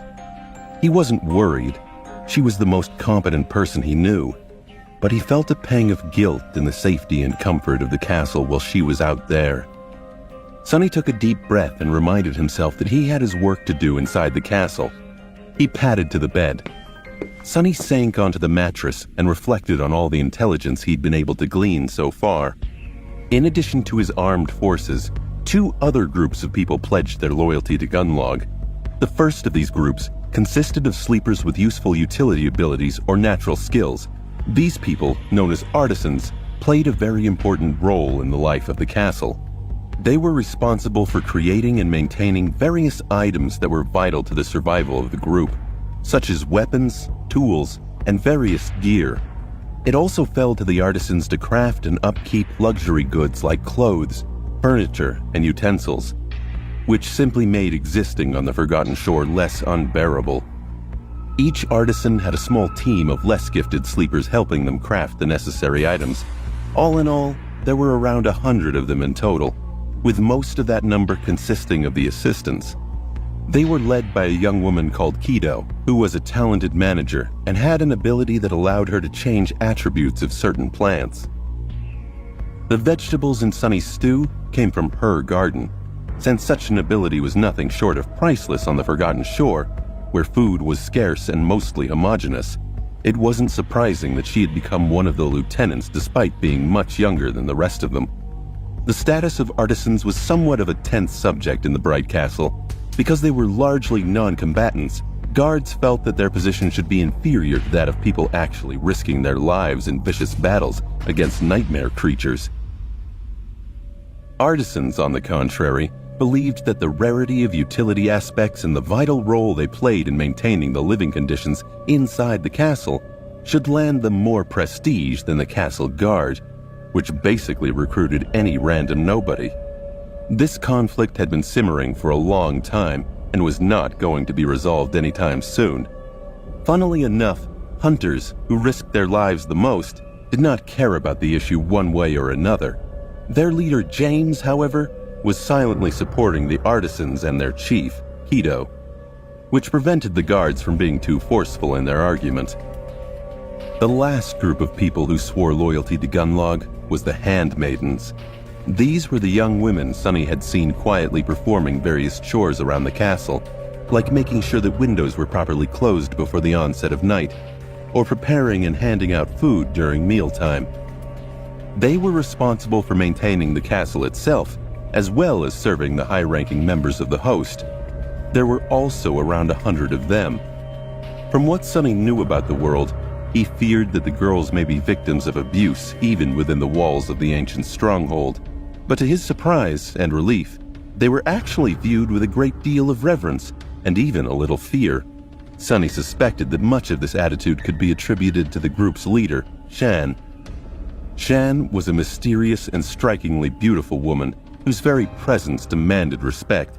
Shan not only took care of her handmaidens, but also secretly taught them how to defend themselves. The exact extent of their training was unknown, but Sunny clearly saw that the members of the castle guard were very careful to behave themselves around handmaidens, lest they find themselves in a battle they couldn't win. It would be a great shame for a castle guardsman to be bested by anyone, let alone someone outside of the host. The young women were also provided a degree of protection by virtue of being part of Gunlog's retinue. In Gunlog's mind, he technically owned everything and everyone in the castle, so making a move against a handmaiden would be to make a move against Gunlog himself. Gunlog was very particular about people laying hands on his belongings without permission. Even if some foolish guard was brave enough to anger Shan, no one with a desire to live was willing to get on the bad side of the Bright Lord. Sunny, however, found Shan to be the far more intimidating of the two. The first time he had sent his shadow to spy on the handmaidens, it had almost gotten caught. He was fully taken off guard by this development. He had seamlessly run reconnaissance missions on the castle guard, the hunters, the pathfinders, and the artisans. He was not prepared for the castle wait staff to be the most attentive group. And yet, the first time his shadow ventured into the handmaiden's corridors, someone had been able to sense his shadow. One moment, beautiful Shan was calmly giving instructions to one of her subordinates, standing with her back to the shaded corner where the shadow lurked. The next, she suddenly turned around and looked directly at the hiding shadow. Not knowing what else to do, Sunny shut his eyes and shifted all of his perception back. He was fairly sure that no one would be able to directly see the shadow. After all, his innate stealth enhancement was even more pronounced when it came to his silent companion. However, there were a lot of different aspects. Many awakened, for example, were able to feel when someone was looking at them. Praying that this was the case here, Sunny waited for a while before cautiously opening one eye. Luckily, this time, he didn't cause too much of a commotion. After confirming that Shan had returned to her conversation, he hurriedly sent the shadow away and made sure to stay away from the mysterious beauty, and her handmaidens in general, ever since. There was one final group who stayed in Bright Castle. These were the people like Sunny and Cassia who paid tribute to Gunlog but didn't serve him directly. There was no real name for this group, so Sunny simply called them tenants in his mind. As far as Sunny could tell, there were two types of tenants. The first and smaller group of tenants were those who were able to make a decent living by providing Gunlog's men with various services. These mostly had to do with craftsmanship and entertainment. For example, there was a man who created something akin to a music lounge, another one who operated a small theater troupe, and even an entrepreneurial girl who owned a gambling den. The bulk of the tenants were people like Harper, those who had entered the castle through luck and remained there by the skin of their teeth, desperately trying to earn soul shards for tribute by acting as servants and doing various menial jobs. These poor folks were at the very bottom of the social hierarchy of the castle, and on the opposite side of that hierarchy, there was the Golden Serpent, the master of the castle, Bright Lord Gunlog himself, the man who by Effie's description was nearly immortal. For 5 days, Sunny had sent his shadow roaming the halls of Bright Castle, and he still hadn't found Gunlog. Part of him was beginning to wonder if the man was more a myth than anything else. As Sunny and Cassia's time in the castle was drawing to a close, Sunny began to feel an increased pressure to find Gunlog. What would Nephis think if her scout returned without even encountering the target he was meant to investigate? For 2 nights now, Sunny had actively been looking for this king. Was he hiding? Worse yet, was he hiding in plain sight? Sunny was pulled from his thoughts by a loud banging at the door. He sat up in his bed like a shot. He had worked so hard to keep a low profile here. Had he failed?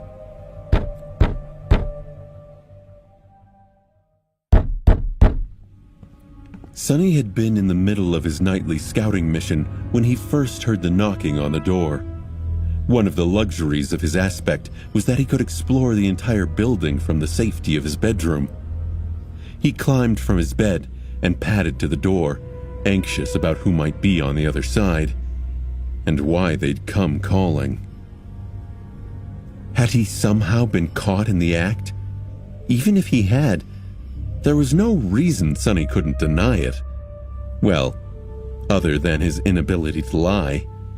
He couldn't say, "I've been sleeping," but maybe he'd find another way to deceive with honesty. His mind racing, Sonny opened his door. Instantly, Sonny let out a sigh of relief. Cassia smiled up at him. "Good morning, Sonny." Sonny shot her a confused look. Cassia, what are you doing here? Cassia cocked her head to the side. I was about to head down to breakfast and was checking to see if you'd join me. Like you've done every other day here? Sonny blinked. Breakfast? The young sleeper had apparently lost track of time while he was scouting and had not realized morning had already come. It was an easy enough mistake to make, considering the mandate that all curtains stay closed. Most importantly, however, he hadn't been caught as he feared. Sonny shook off his paranoia and accompanied Cassia down the stairs. They were hit with a wave of the usual chatter as they hit the threshold of the dining hall. Sonny and Cassia assumed their place in line and were about to get breakfast when the whole room was overtaken by a sudden silence. Feeling that something was wrong, they turned to the entrance just in time to see a torrent of guards pouring inside. Sonny's heart skipped a beat, and he wondered what was happening. Fearing for the worst, he tried to think of the best way to escape, but luckily, the menacing soldiers of the host paid them no attention. Instead, they quickly dispersed around the hall and moved the long tables to the walls, creating a large open space in the middle. Cassia grasped Sonny's shoulder and dropped her voice to a whisper.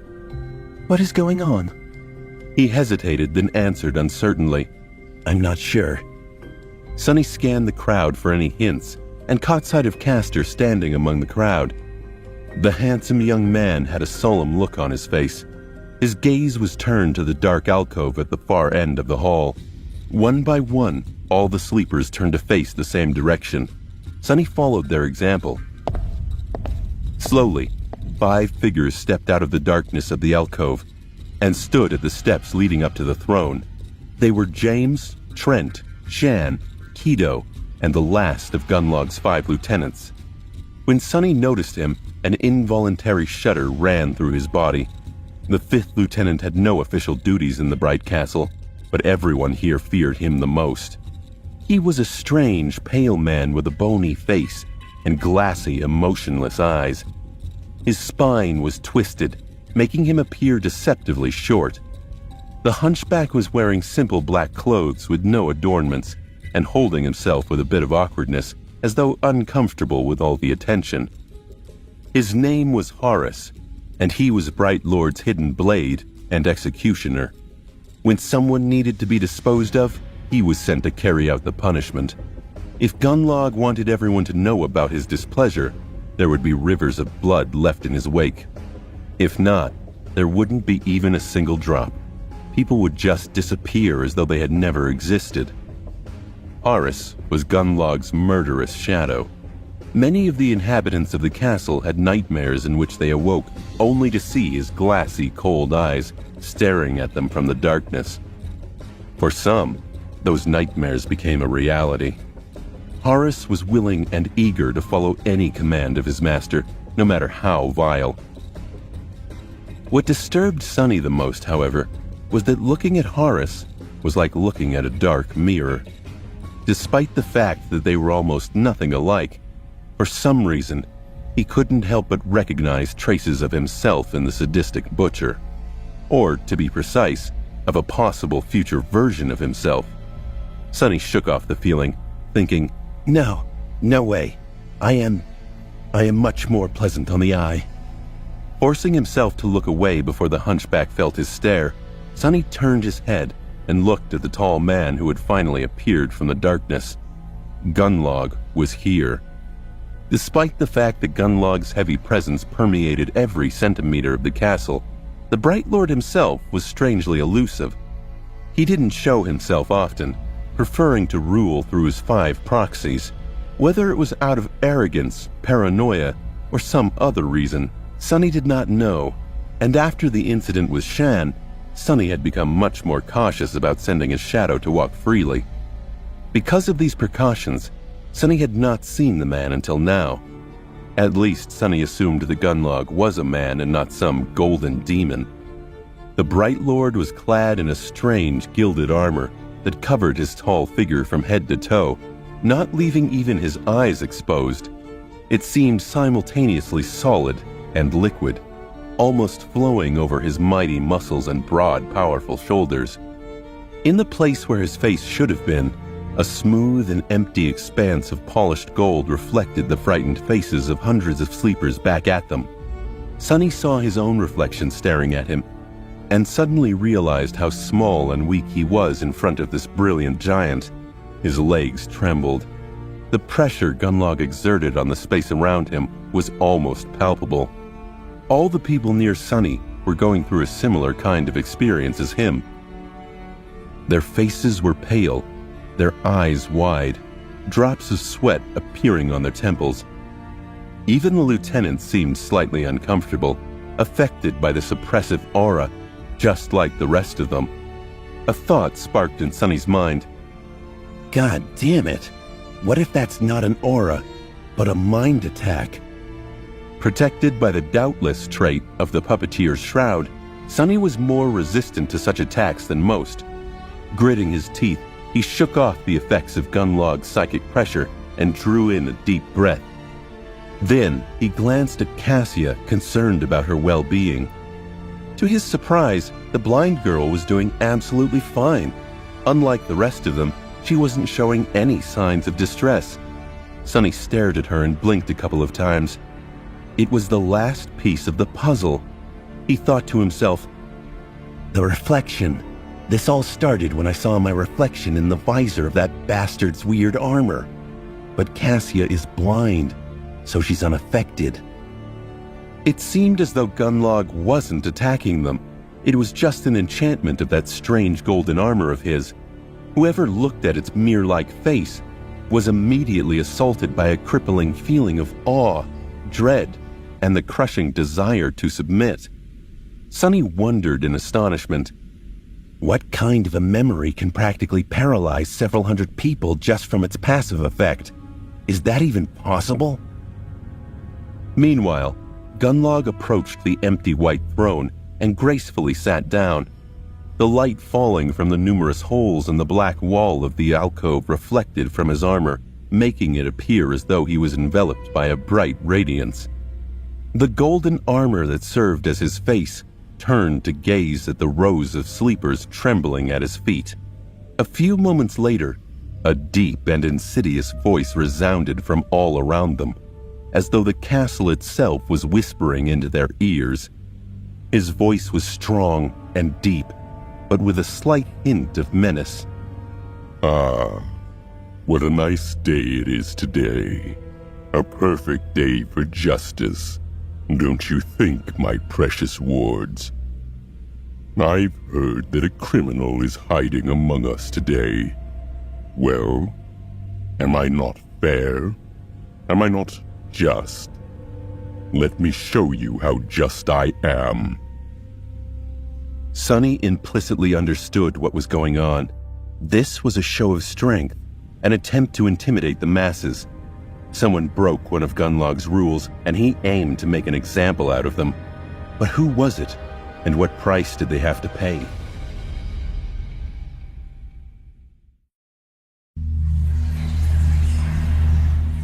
Sunny felt cold sweat running down his back, shaken by Gunlog's serpentine voice. He was tempted to fall to his knees and beg for forgiveness. However, he also understood that every person in the Grand Hall currently felt the same urge. Everyone here had done something that might be considered a crime by the tyrant. Sonny almost expected to hear people begin confessing their sins, but at that moment, a strange commotion at the doors attracted his attention.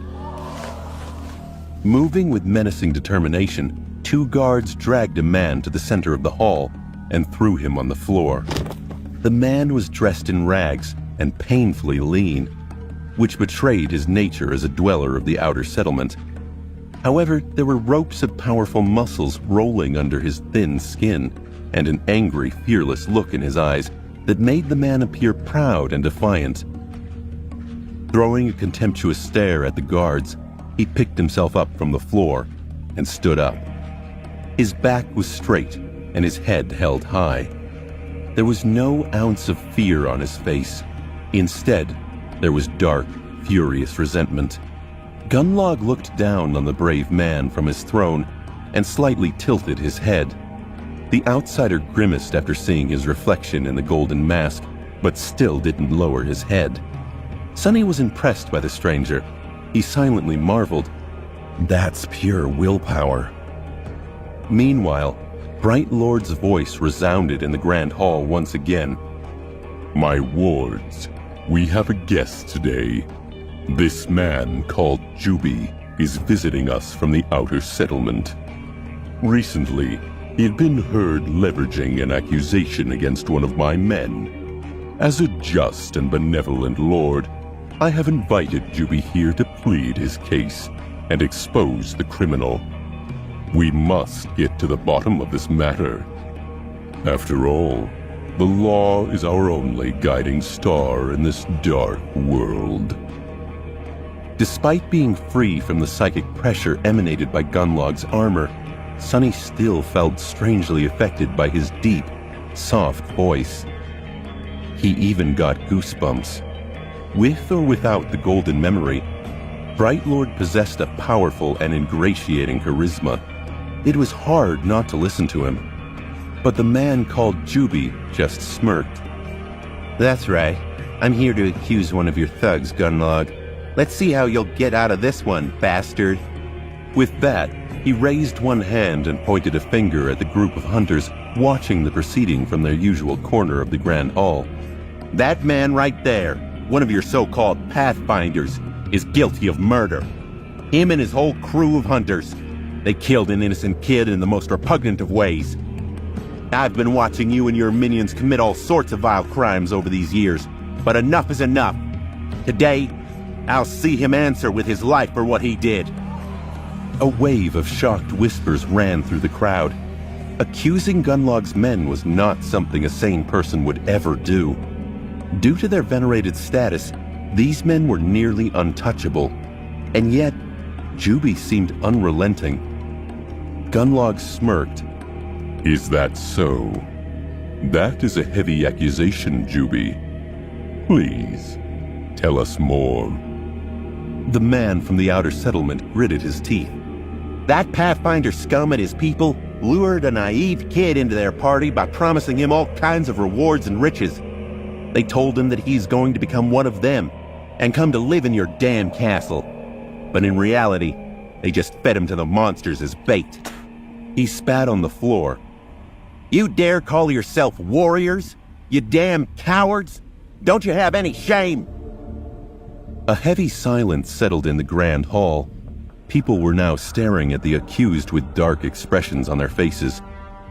The inhabitants of the castle were used to pretending to be blind to all kinds of wicked deeds, but all those deeds were committed by humans against other humans.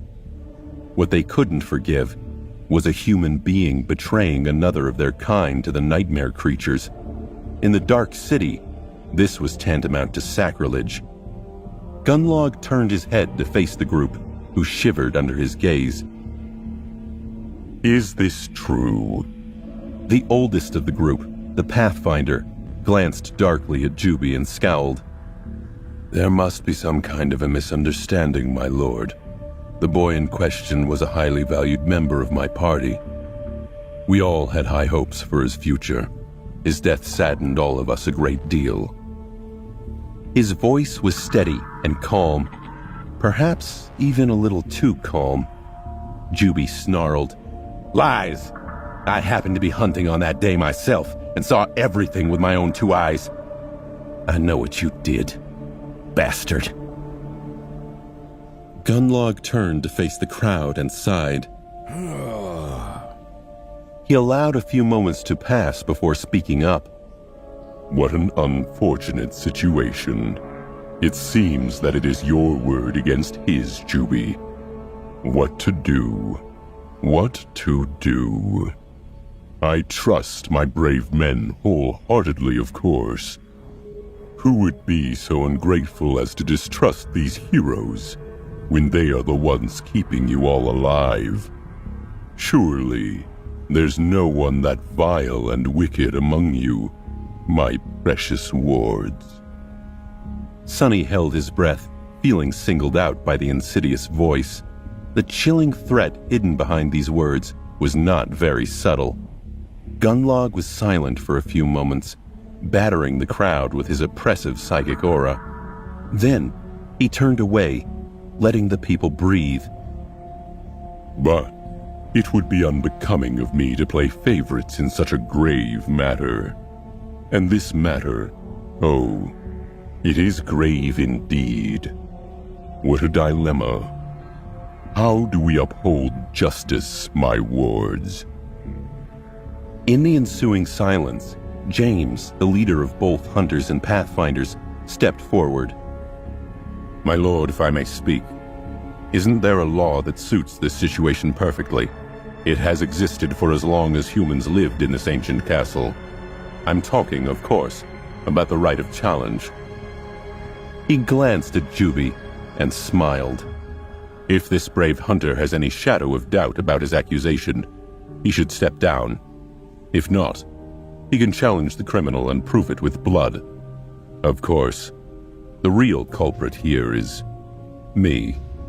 As the person responsible for these men, any crime they commit in their roles as hunters is my fault.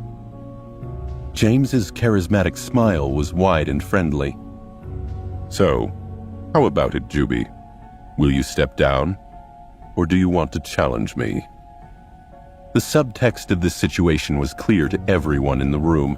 It didn't matter if the Pathfinder and his men were guilty. The outsiders didn't have the power to stop them. As their leader, James was one of the most formidable fighters in Gunlog's army. He was almost certain to win a battle against an under-equipped outsider. To accept this challenge would be suicide, and to back down would require Juby to acknowledge Gunlog's powers extended far beyond the walls of the castle. The hunter from the outer settlement glared at James for a while, his eyes burning with fury and contempt. Do you think I'm afraid of you, lapdog? Sure, why not? I challenge you. In his heart, Sonny respected this man. But how was Juby ever going to best Gunlog's most skilled fighter? Sonny felt powerless. He was about to watch an innocent man get slaughtered. He only hoped his temper didn't flare up and make the situation worse.